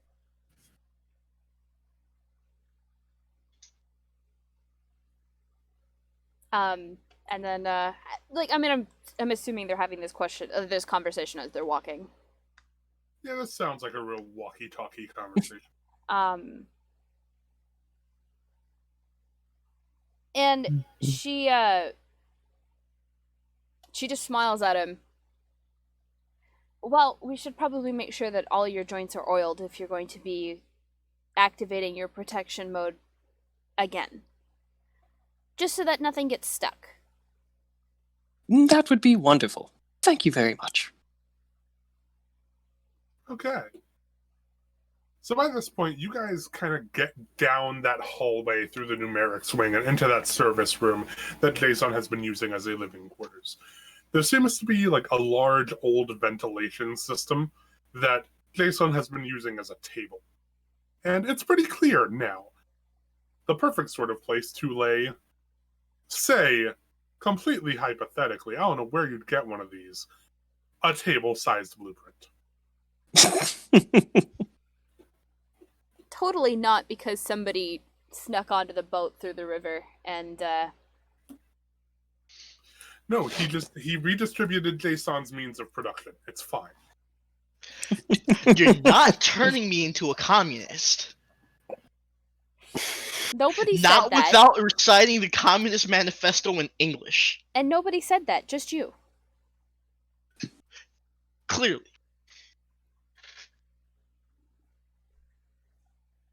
I don't know, guys. Why This did I kind of put- sounds like hold the on. game's trying to lure us into a trap of sorts. I'm really not. I just want to point Sounding out kinda what sus just there. happened in my head. Why did I put such a stress on the language that you were going to say it in? I don't know. I mean, if you want me to find a translated copy of the Communist Manifesto. But in any case, Ralakan, is it safe to say that you lay out the table-sized blueprint? I lay out the table size blueprint and I make sure I Wonderful. put paperweights on so that nothing happens to it. Yay. Okay. So, first off, Jason, you pour over this thing meticulously. And it looks like that, increased height isn't even the tallest you can be. It looks like your maximum height is around 7.5 feet tall. So about another foot beyond what you were already in that state. And it looks like that is supposed to be like your default height. Like, these blueprints don't even have any settings for you to be able to compress the way that you are. Rather, those compression systems seem to be used for a large series of different weapons and armor platings that kind of are supposed to reside either bonded to or attached to your endoskeleton. Like, what you are right now is a very bare bones endoskeleton of what the finished product is supposed to be. Interesting. It looks like there are lots of different pieces of armor plating all around, like the shoulders and legs and torso, rather than just like the little stick spine you got. There's supposed to be a bunch of flexible yet sturdy sort of rod type extensions that you would be able to sort of like bring out of yourself at will and be able to fashion into weapons. Different parts of the blueprint have like small diagrams of these rods being able to bend and even like flatten to form shapes like swords or crossbows or something just out of you. Sick.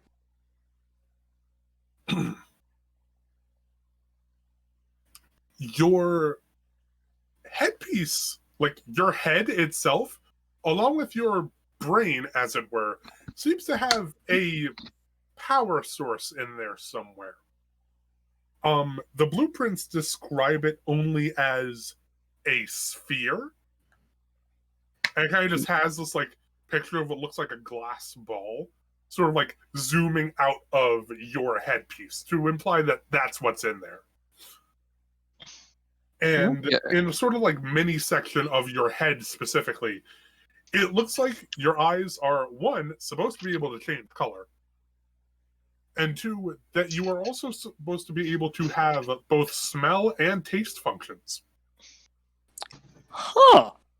You get a feeling that's what your HUD meant by taste sensorium. The details of everything are mostly redacted, with the exception of the words Model 8. Hmm.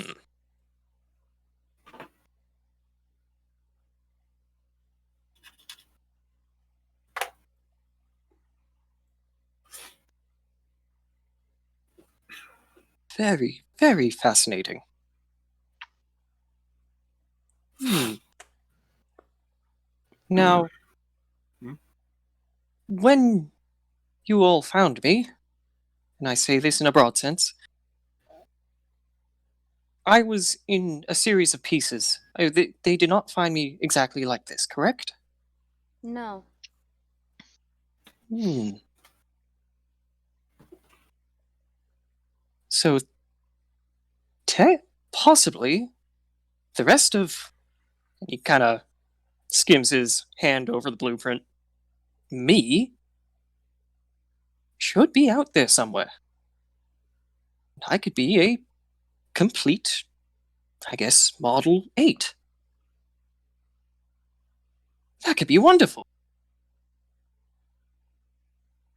I can defend you very well in that regard.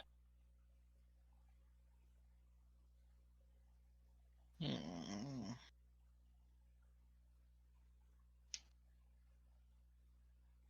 But where could it possibly be?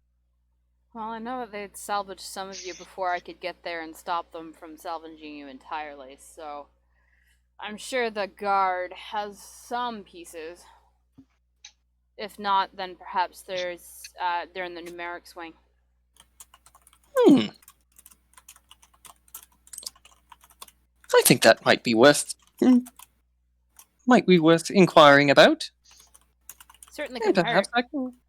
perhaps that can be, I guess, upgraded. That's wonderful.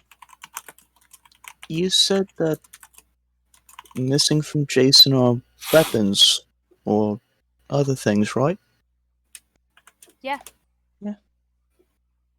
Could it possibly be that the parts that the guards found were the weapons, and that's why they think he might be dangerous?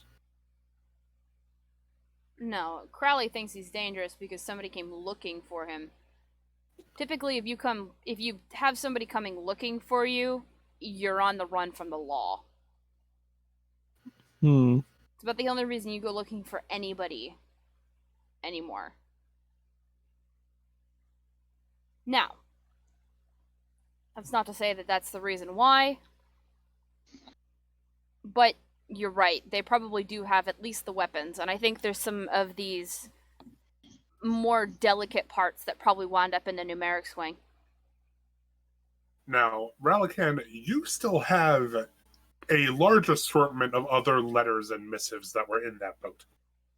Let's take them out. Okay. The first seems to have been kind of like CC'd for all the members of the boat, so there are 6 copies of it.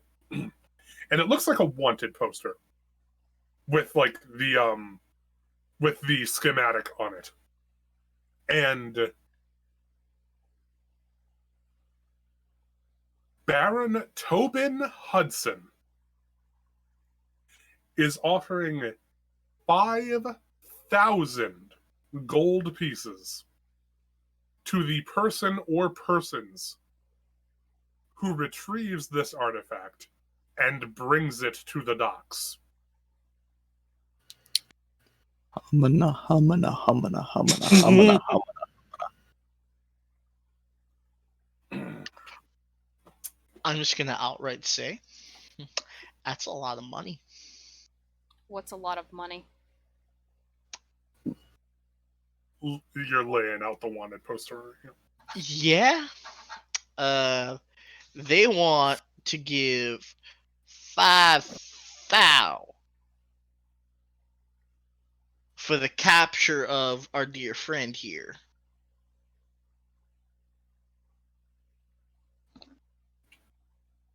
That is a lot of money. Do you wish to sell me? Nope.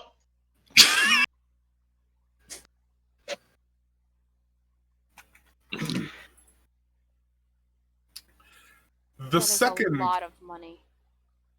the second piece of paper seems to be a map of the island, which very clearly lays out like the majority of the landmarks, including a bridge. Most of the maps you guys have don't include the bridge because the bridge has very notoriously been guarded by some pretty nasty monsters. To the point that like nobody even goes near the bridge anymore. However, their map still has it. That don't seem right. It has Battery Port, it has the Labyrinth, it has their docks, it has Combus Park, it has the Heights, and it has an approximate map of the crash zone with a big circle around approximately where Maddenguard is.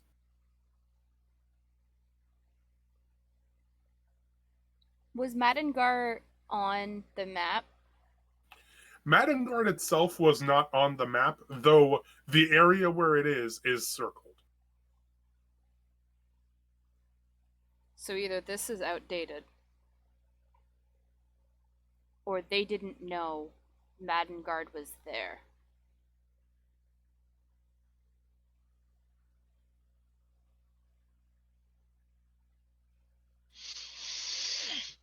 Or, nah, this is by far a bigger stretch than my bowstring.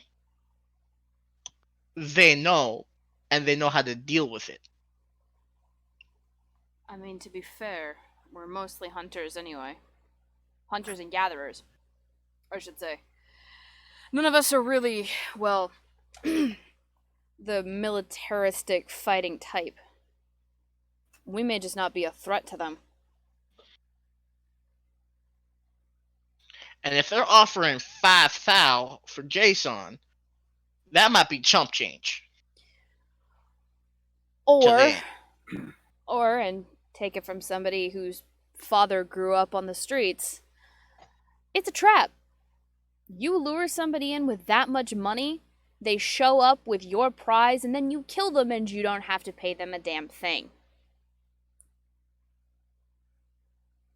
That too. That too. But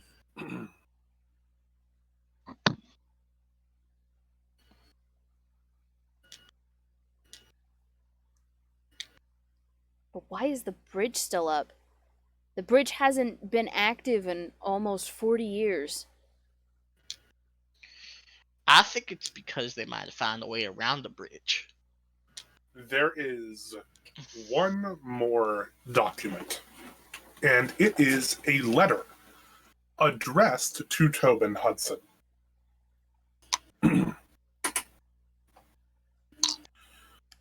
The letter reads as follows. Baron Tobin Hudson. I hail from across the bridge, in a city far away. And I have come to this island that you call home in search of an artifact. It is an artifact of great importance to me. And it is something that I am willing to pay quite handsomely for.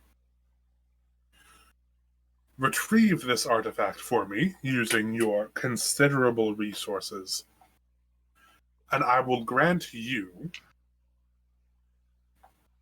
and any you deem fit, passage to the Glass Tower.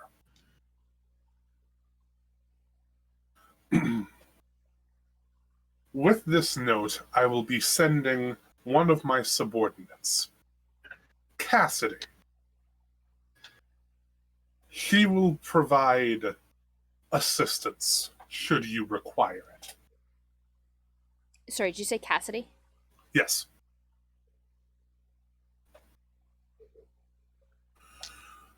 With bated breath, Alzun. Alzun.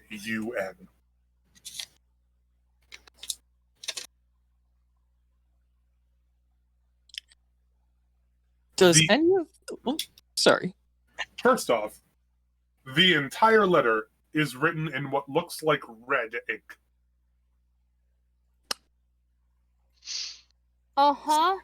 Second off, the travelers here will immediately recognize the glass tower.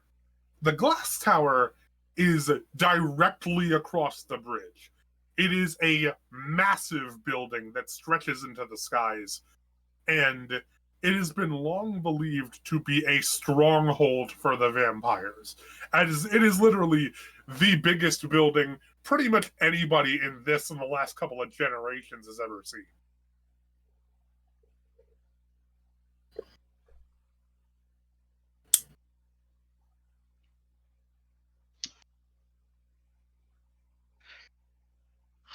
Hmm. Now, would my memory recall anyone named Alzum? Or am I just too You messed up? do not recall anyone by the name of Alzin. Not because of a gap in your memory files. You scan your memory files and do not find any record of it. Okay.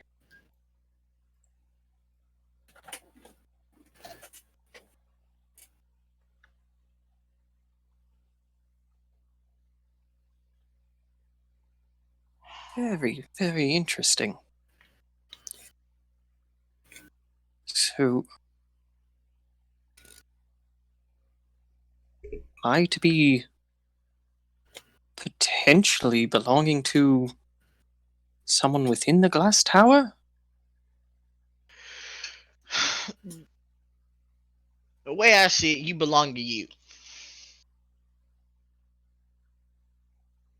Understood. It seems that Relican Jason has very much passed the Turing test and is capable of sentience. Which, of course, he is. But none of y'all know who the fuck Alan Turing is.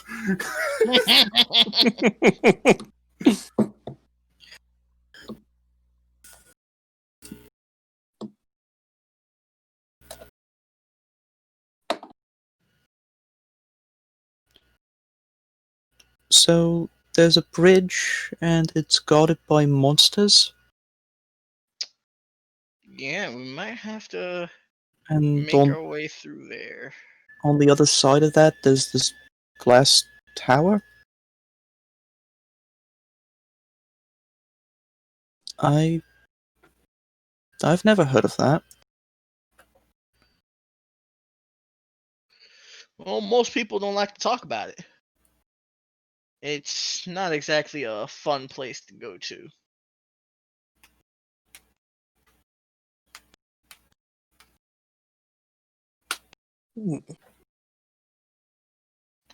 It is very much the no fun place.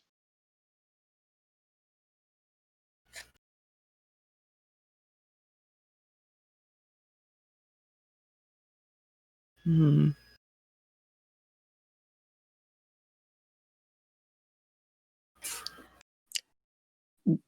Jason has definitely saved the name Alzum and Glass Tower with several exclamation marks in his brain. Oh, without a doubt. Yeah. You got a folder marked me, question mark, exclamation point, question mark, exclamation point. Directory, Alzin, directory, Glass Tower.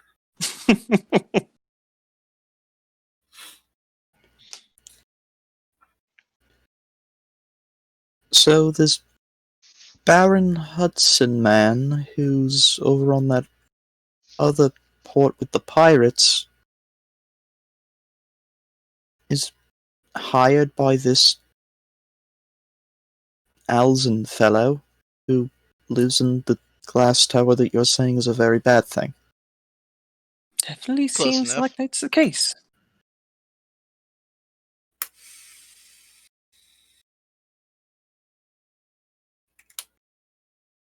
I wonder what Alzum is like.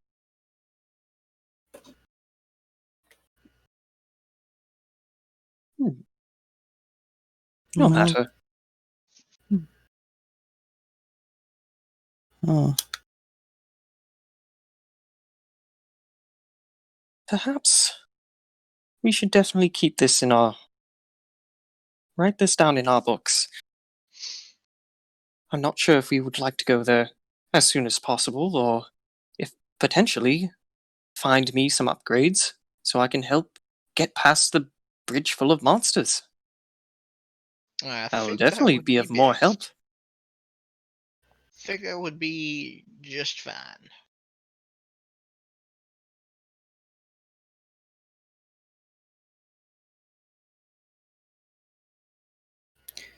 well, it sounds more like they're waiting for you there? Or just waiting for someone to bring you over there? Yes, that definitely seems to be the case. And we should also probably keep an eye out for somebody by the name of Cassidy, as they seem to be an assistant for this Baron Tobin Hudson.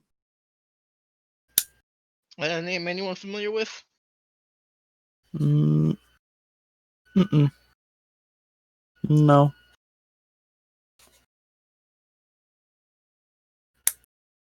I presume that's another name that's just not in my memory banks. Not Zip. one bit.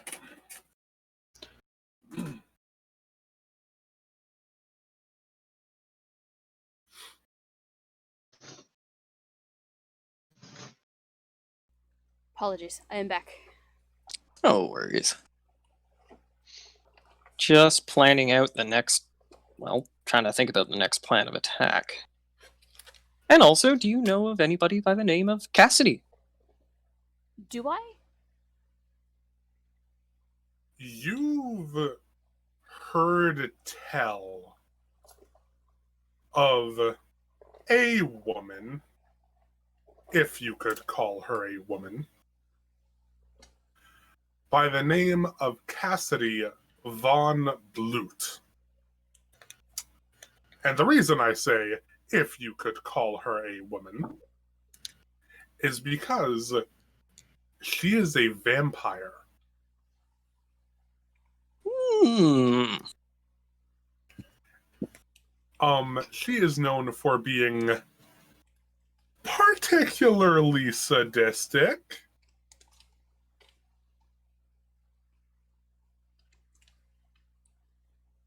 She, to put it nicely, she likes to play with her food.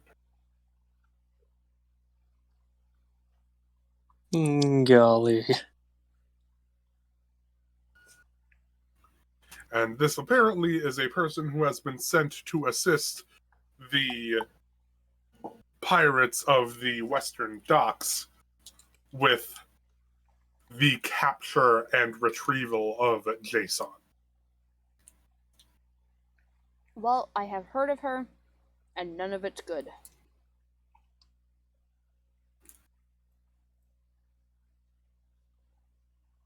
Well, that is not so wonderful. Well, do you think we should ask the guard to see if they have any spare pieces of me? And then figure out where we should go next? I think that might be the best route. But what if the gods take Jason asking about his parts as a threat and they just throw him out regardless of what the town votes?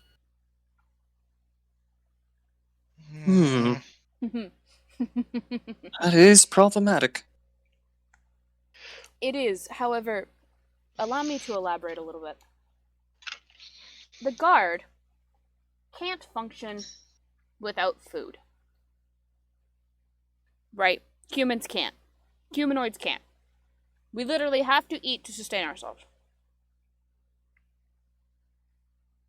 Should they go against what the city wants, they will very quickly find themselves on the short end of the stick when it comes to food.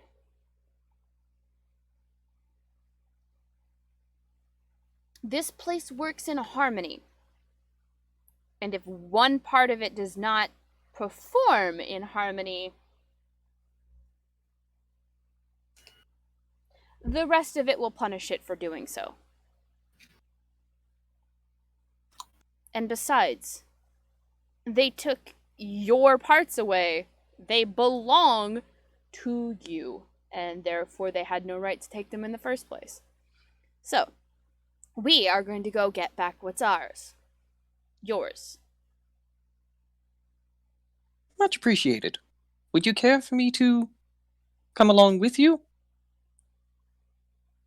Or would that be a not a wise idea in case they do want to kick me out?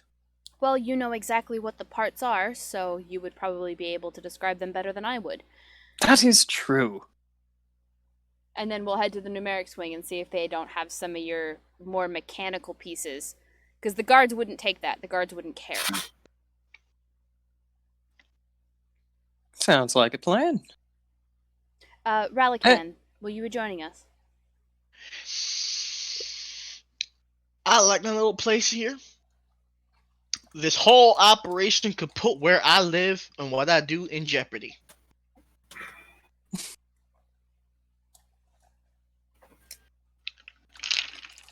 I don't have to tell you that.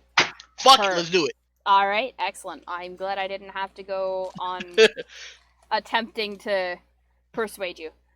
Wonderful. Cross, if you'd like, you'll get to see a little bit more of this.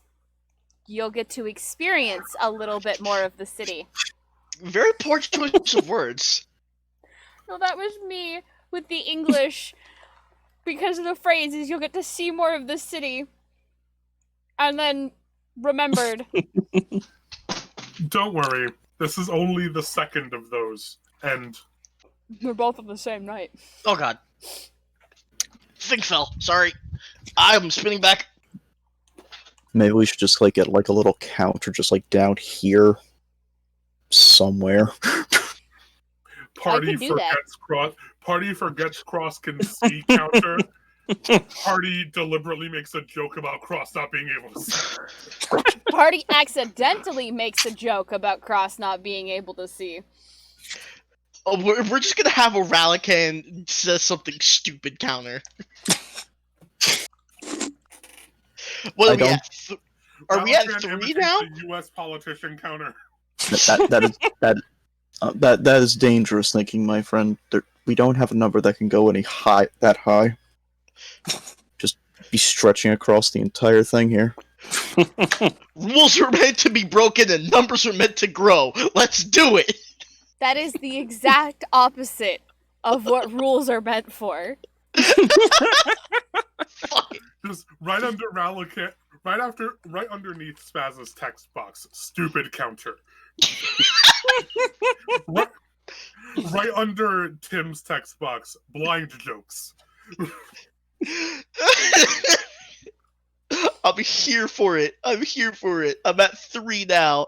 I've got I dig it. Slimy because it's morning, accidentally Jeff Sessions, and accidentally Brett Kavanaugh. I'm with it. I mean, wouldn't Venolins then be the amount of times she's regretted her life decisions by joining up with this party? Times Regret counter regretting life. 20. Yes, regret counter. Venolin, Mm. you wouldn't happen to know any more information about that glass tower that you were talking about? I've never heard of it. It's a vampire stronghold. It's a what now? You heard what I said. I didn't stutter. I kind of wish you did. I kind of wish I didn't. I very much am not looking forward to the activity that we are going to do. I mean, we could just run. Go out into the wilderness. Hope to God we don't die within the first week.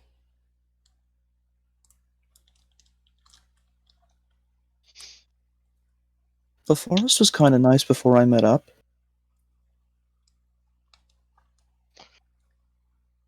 Yeah, but I don't think that it would be a good idea.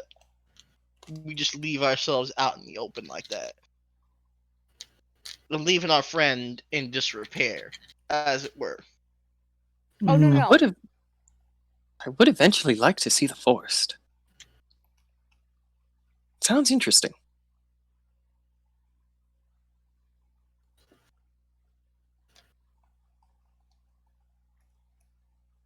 Look, if we wind up having to go to the glass tower, the only person who's going to be safe is Jason.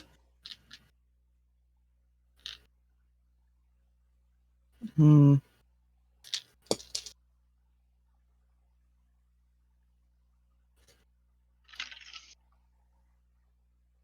What are we thinking, gang fam squad? Well, first things first, we gotta get Jason's stuff back. To the Numeric Swing! To the guard. Guard first. Guard first! Because they have your weapons.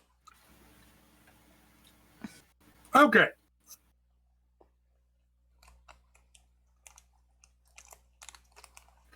I apologize for the rustling, everybody. I have candy.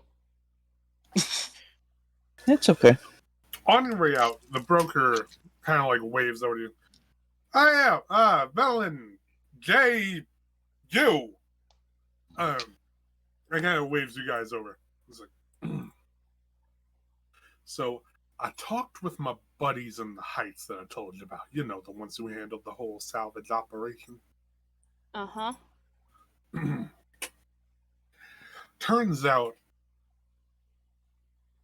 there were very few pieces that the police wing actually kept. Most of it was just treated as unusable salvage, and some of it was sold for scrap, some of it we gave to them if they wanted it, but it wasn't too much left. But not sure exactly what it was the policeman took.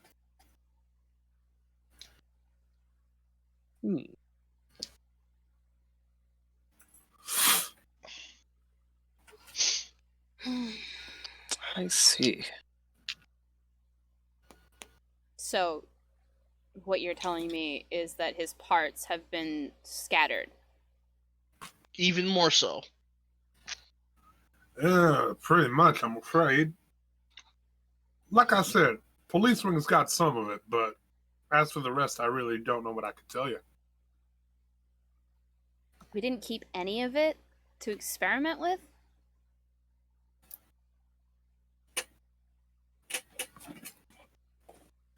I gotta tell you, most of it was pretty battered. A lot of it was straight up broken, and what little we did have, we couldn't even heat it in order to fix it or repair it or anything like that. We couldn't get it to a melting point where you would hammer it. I see. Whatever that stuff is, it's some kind of alloy or something. It's light and it's flexible, but in thin enough quantities, it's still very durable.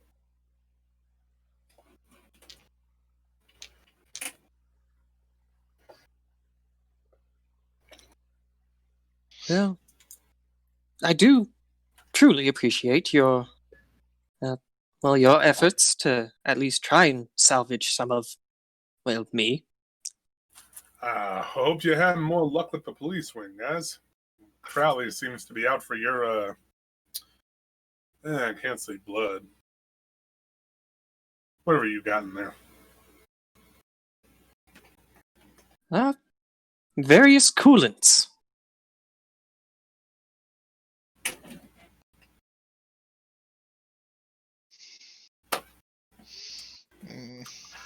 I have no idea what you're talking about. Higher!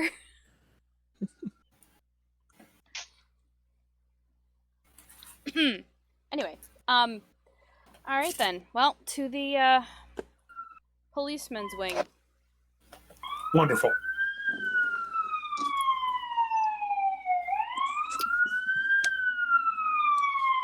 The police are coming. Hide your boots. Timing!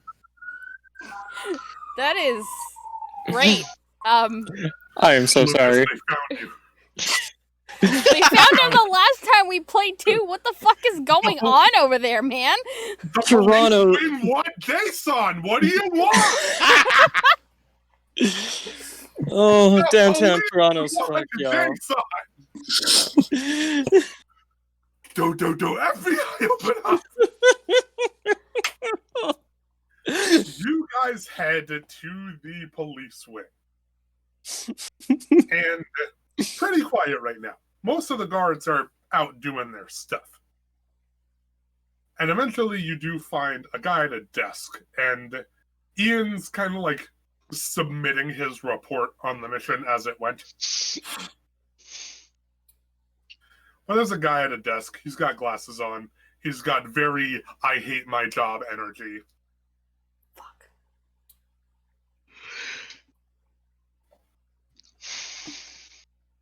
More What's his importantly- name? Because I'm sure I know who this is.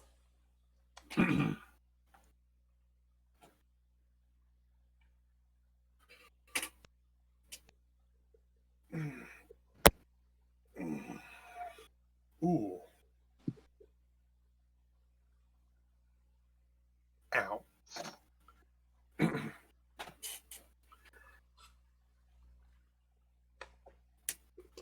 You know him as Arno. You have not learned his last name since being that he's not usually serving as like an official guard, you haven't really needed to refer to him as anything else.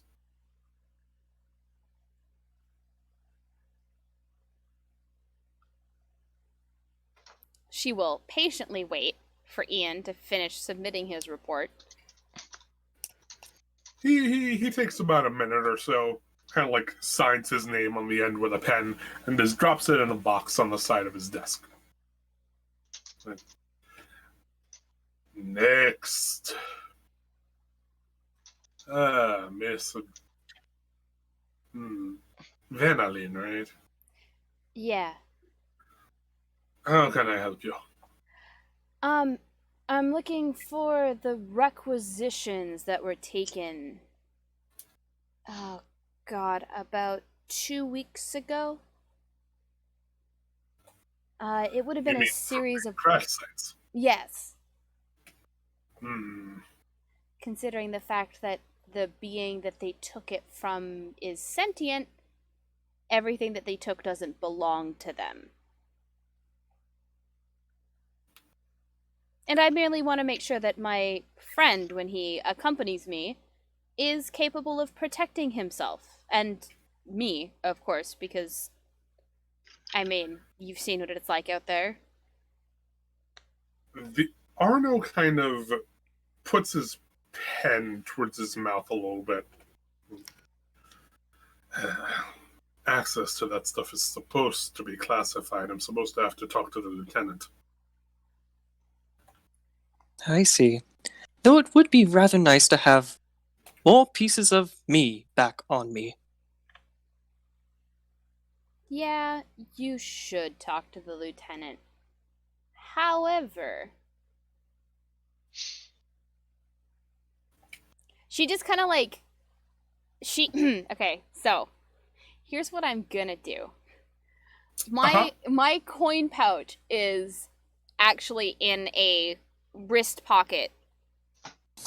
And because it makes it really flashy to just roll your wrist and then suddenly you have coins in hand, and then roll your wrist and suddenly they're gone again. You know what I mean? Mm-hmm. Like it's a practice motion. She does this because she's an asshole. But I like to think she like took a bite out of that apple and immediately threw it in the river. No. But she rolls her wrist and 3 gold coins appears between her fingers. And, I know you should talk to the lieutenant. I mean, it's your job, after all. But, I mean, you could just look the other way.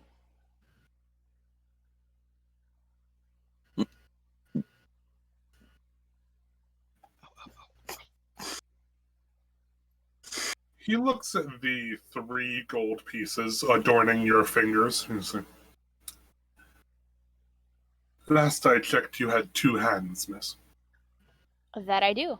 And she rotates her wrist, and another 3 are in her fingers.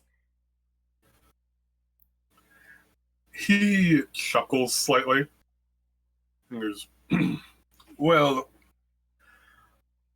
I haven't looked at Loca 17 in a while. And I know that every month we're supposed to change the combination from 7/19/36 to something else. So I'm sure I'll get something like that done tomorrow. Of course, a busy man such as yourself. Always. But you're a dutiful man, so we shall not keep you any longer and let you get back to your work. And she very quietly piles all 6 pieces in front of him, and she's sure that disappears very quickly. He kind of takes them, lays them flat, and then just pushes his sleeve forward, and they just slide into his sleeve. So just like her, his is in A little bit. the excellent. Love it. Thank you for I love your this car dealer interaction here. right. Isn't it great? And then she's just going to head towards Locker 17. Okay. Locker 17 is near the very back of the police wing. Of course it is. It is right next to the lieutenant's office. However, the sign on the door says the lieutenant is out.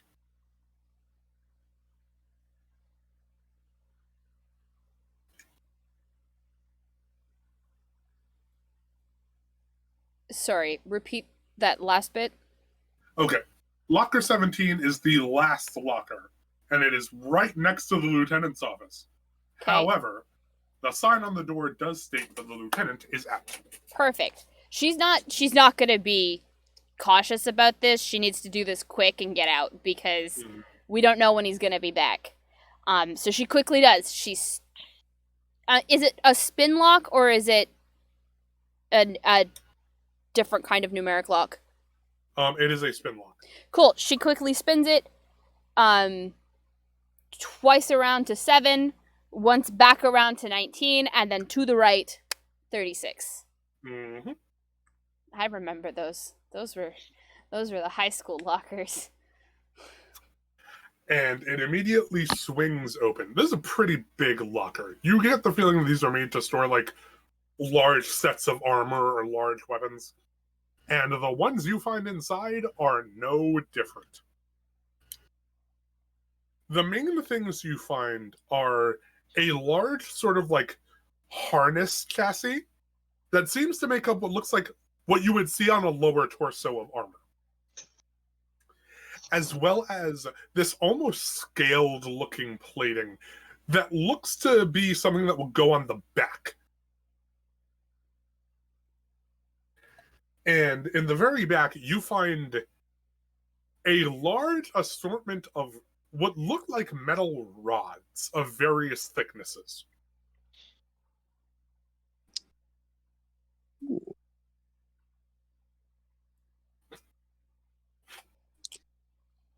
Mm-hmm. Now, would we all be in the in the locker room, or is it just Yes. Venelin right now? Yes, it is all of you. Okay. And I assume all those things check off what I saw on the Mhm. on the blueprint. There is some back armor plating that looks like it was made to fit you. However, it does not seem to fit you in this kind of like small bean form. I see. But would it possibly be like that lower chassis portion would help extend him so that he would fit into it? Most likely. Okay. This lower chassis bit seems to go over that like spinal bit that he's got in the middle that's completely unguarded. And you feel like it might assist in like him maintaining that height. Okay. She is going to very quickly take a look at the schematics, and given the fact that she has been with him the longest, would she be able to figure out how to get this chassis on? Give me a quick intelligence check. Oh God. Okay. Was I smart? Did I not make intelligence my dump stat? I really hope I didn't. Okay. It could be worse.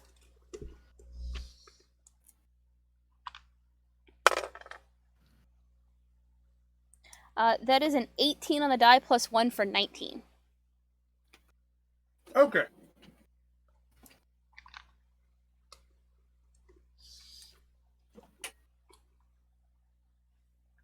You sort of examine the inside of this chassis piece, and you can see a large number of kind of like slots that seem to be to hold these rods in place.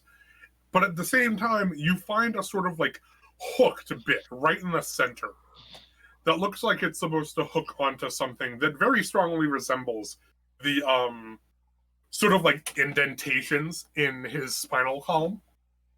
So you have a feeling if you attach those hooked bits onto the spinal column, it might just clamp on. Okay. So she just politely asks Jason to remove his cloak. Oh, absolutely. And then she just takes it and clips this thing in place. Okay.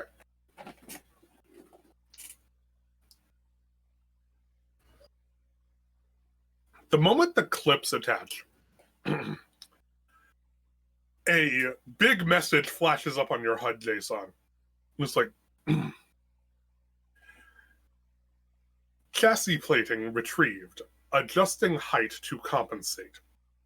And suddenly you can feel your torso extend upward by about 6 inches as it slowly closes around your lower torso, Ooh. locking in as a proper set of plating.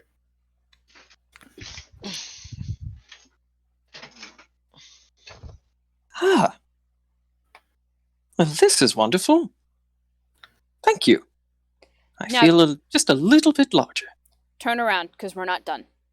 Oh, And then she'll take the back plating and just figure out how it clips on and gets it on. And she is doing this as fast as she can because we do not know how much time we have before the lieutenant comes back.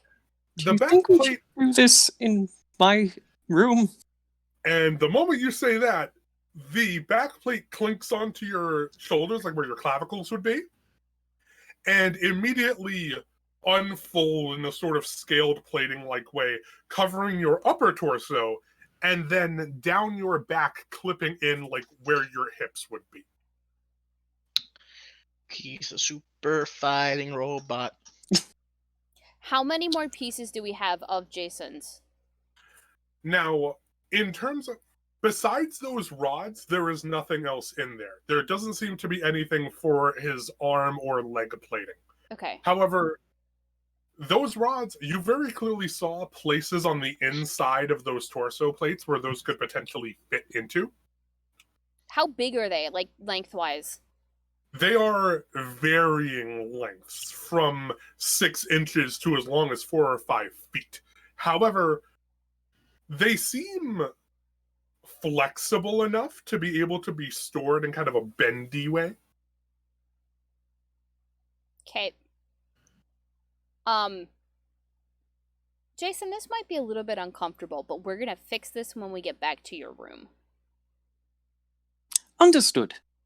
And then she is going to attempt to store these inside of Jason's chassis if she can. Jason will allow it. You sort of like try and slightly pull back one of the armor plates and try and stick a rod in, and it almost immediately kind of gets swooped inside of Jason. Now that's just convenient. Hey, Ralakan, hand me the next one. She just like, yeah, like she just gets fed I'm these just like, rods and she just keeps putting them in. Like, And you find some of them starting to sort of like wrap themselves around Jason's upper arms and upper legs. as like secondary spring systems. Oh my god. Ooh. The man can jump. Man's got hops. Yeah. I guess I'll just be over here keeping an eye out for the lieutenant then. You're gonna But keep that's an eye out. another one of the blind jokes counter. Made by Cross himself. We got 3 on the blind jokes counter. We got 3 on the Ralakan says something stupid counter. Oh my god. Anyway, once we get all of the rods in place, she'll pick up Jason's cloak, help him back into it, and then they can leave. And she shuts locker 17 behind her, closes it, spins the lock, and as she walks by, she just slides 2 more gold pieces onto the desk, assuming that there's nobody else there. He I immediately kinda- takes one of his folders he's working on and just kind of like scoops the gold under the folder. Thank you very much. For what? Doing such a fantastic job, Arno. If I find something nice out in the fields, I'll bring it back for you.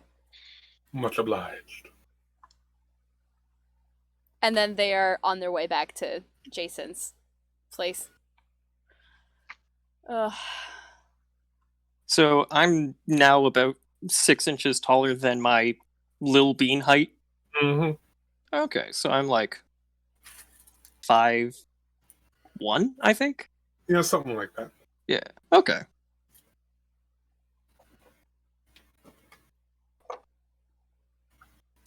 Where are you guys going from here? You still got a couple hours before dark. We're going to Jason's house to fix him.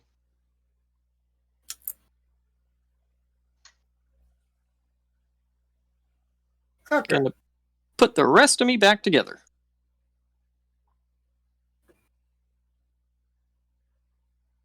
You guys head back and get another look at those schematics. And it looks like, torso-wise, he's pretty much done. Wow. It looks like you can make a wide degree of cutting and stabbing weapons out of those rods. Swords, rapiers, frickin'. Does the blueprints have the instructions for that, or does it just show the range of weapons that we are assuming should be on Jason, but is probably a manufacturing of said rods? It specifically says that the quote-unquote artifact should be able to make them on demand.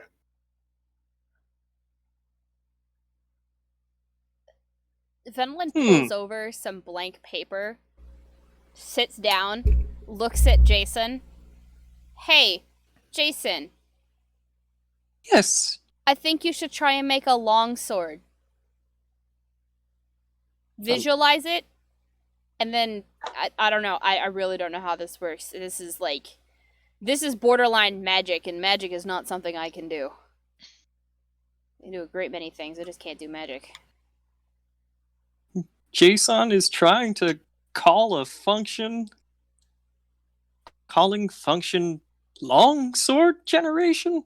You sort of like think about a long sword, you kind of visualize it in your head, and you can feel something get like kind of warm in the back of your chassis. Ooh. And then immediately 2 of the armor plates in your back kind of like shift outward slightly, and out pops a rod. Ooh. The rod only pops out about 6 inches. So just enough for you to like put a hand on it and pull it out. Well, this is interesting. And he yanks the rod out. For the record, as this is happening, Venelin is writing down exactly what the hell is going on. And from that 6 inches downward, the rod seems to have been flattened into a quite sharp edge. Fascinating. Does anyone want a longsword? Your HUD kind of flashes a bit, and it says, warning, arm and leg distribution ports absent.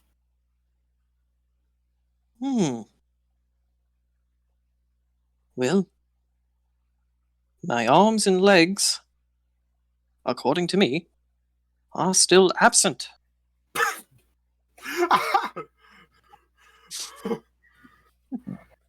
What a great way to describe that.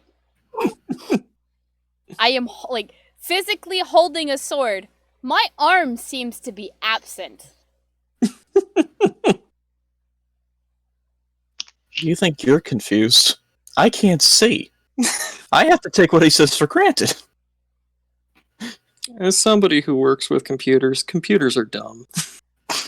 They are dumb babies. Well, I mean, you made the sword, so that's something. That indeed is. Would anyone else like anything? I will see if I can make it for you. No, I think that the length of those rods corresponds with a weapon on the schematic. Oh. And yes. then I she's see. going to show him like the weapon specific listings and notice that it kind of starts to match up to some of the lengths that she was putting into his body. Mhm.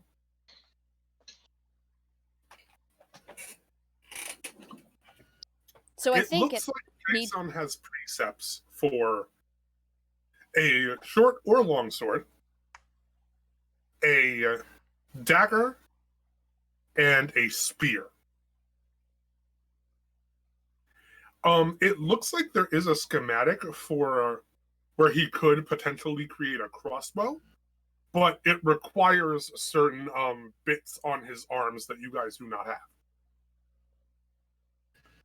I think, my dear friend, that we are going to have to finish putting you back together.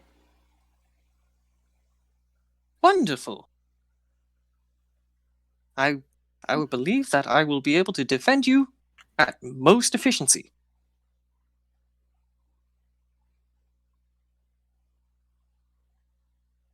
I believe so as well. To most efficiency.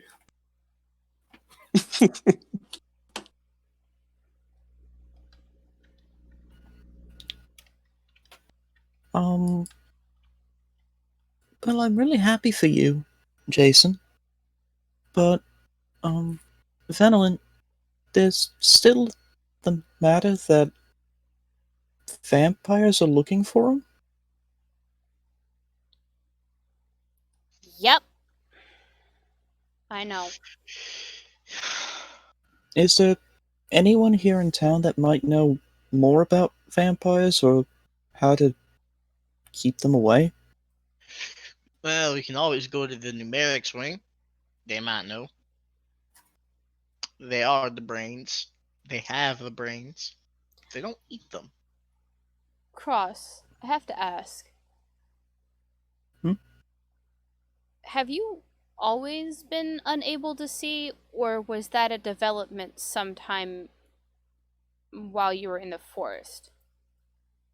As long as I can remember, I haven't been able to see.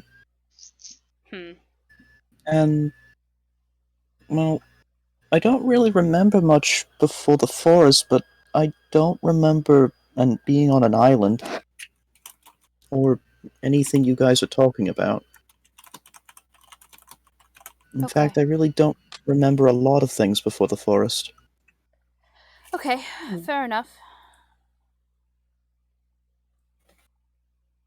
I mean, if Jason has taught us anything, it's that anybody can be repaired. So perhaps we can look into it. I mean, what's the worst that they can say? No, it's permanent? I I guess mean, so. Death's not even permanent anymore. Goddamn vampires. But maybe is there someone here in the town that we could probably trust to tell them that vampires are coming to look for Jason? That seems a bit worse than pirates. And they have a map of where Manengard is.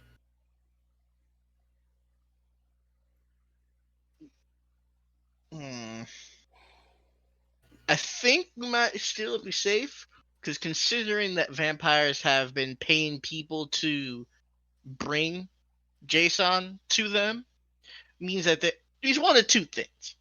They're either lazy, or something here in Magangard is keeping them from getting to over here.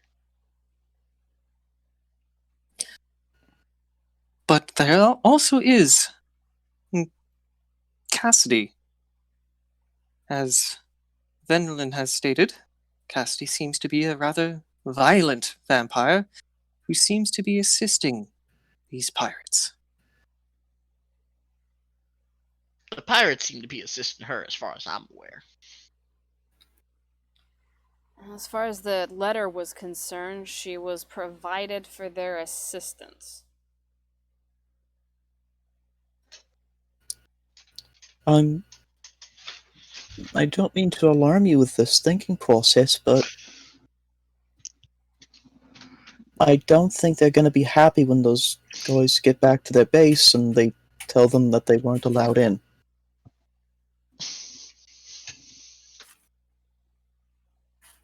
Or those other guys that you stole this from? Liberated.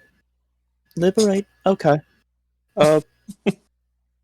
I don't think they're going to be happy either when they realize that that's gone too. And they might connect it back to us? Maybe? Well, we'll get to it when we get to it. I don't disagree. It is something to keep in mind. However, sometimes you just have to roll with the punches. And besides, we should celebrate. Jason is now 25% back together. Technically 23.57%. But I am getting there. 23.57% back together.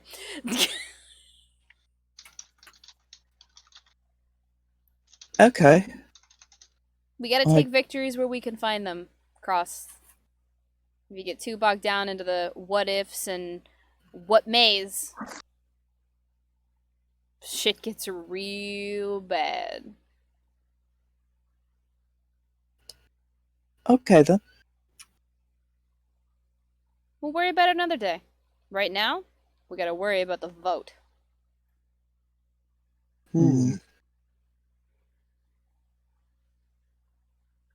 I think, given that we're getting close to that time, I think this is a good place to stop. Yeet. Oh, yeah. How's everybody feeling? I'm feeling like a Feeling goddamn good. clown. I'm feeling pretty good. You're not A bit clown, worried. A little you're bit more obsessions. complete. Concerned. I think that's the word. Concerned. I'm concerned. That's a good, a fair, valid reason to feel. I need a picture of like Jason as Baymax with just I have several questions. But in any case, Maddie, since you have not coached me on the outro stuff, do you want to take us out? Absolutely. So, of course, we'd like to thank our sponsors, D&D Beyond, that is D, the letter N, D, Beyond.com, as well as Lucky Dice Cafe and Liquor Express. If you're looking for live games to play in the Huntsville, Alabama area, you should check out those two locations, where you will find our main DM, Heath, who runs Monday Night Games. If you are looking for a new game and a new experience, we are currently running open auditions for the new Monday Night game called The Troubleshooters. Set in the 1920s, shortly after World War I, which we are calling the Great War, a group will be attempting to fix what went wrong and hunt down some very powerful artifacts. There are some restrictions onto race and classes. If you have any questions, please feel free to DM Captain Sack on Discord. A reminder that Monday night is the final entry time for that lovely little thing. Submit your application and maybe you'll get chosen. We are running an open casting call. Submit them directly to Keith, who is Captain Sack once again on Discord. We are done for the weekend, and we won't be back on Monday because we currently don't have a Monday game. So join us back here on Tuesday for another episode of Valley by Night, where they are playing in the Tennessee Valley, and they're all vampires. I think they're all vampires. I'm gonna be honest, I have another game running on Tuesdays. I really don't know what's going on in that campaign. But that is Vampire the Masquerade campaign? it is a Vampires the Masquerade campaign, yes. Oh my god, I just lost my thought. Wednesday will be another episode of Monster of the Week, where you will get to see me play Cassie, the southern pararomantic, who is dating a vampire. Why is there so many vampires? It's a theme. So fitting. It's a theme. It's a theme. It's the Anyway, Halloween season. It's the Halloween season, spooky month. Spooky, scary stuff. Yeah, that's the one. And Thursday, we'll be back with another episode of Descent into Avernus, where we have just said goodbye to the party's bard, and they are down a member of their party. We will be back as they continue on towards the Demon Zapper. I hope you guys are ready for that one, because I'm the DM, and I'm ready for that one. Then we'll be on our short little one-day break before we're back once again on Saturday from 7 till 10 EST, with the Stolen Cities run by our very own Alex, who is a new DM face to the Dire Bear family. We also, of course, like to introduce the players once again. We have Tim playing Cross. We have Lucas playing Jason. Christian? Do you want Christian or Spaz? Honestly, both work. Okay. Christian, Spaz, Medina. You can call me literally whatever. We have Christian playing Ralakan, and I am Maddie playing Venelin. We wish you all the best. Wear your mask, wash your hands, be good to one another, and remember, roar for initiative.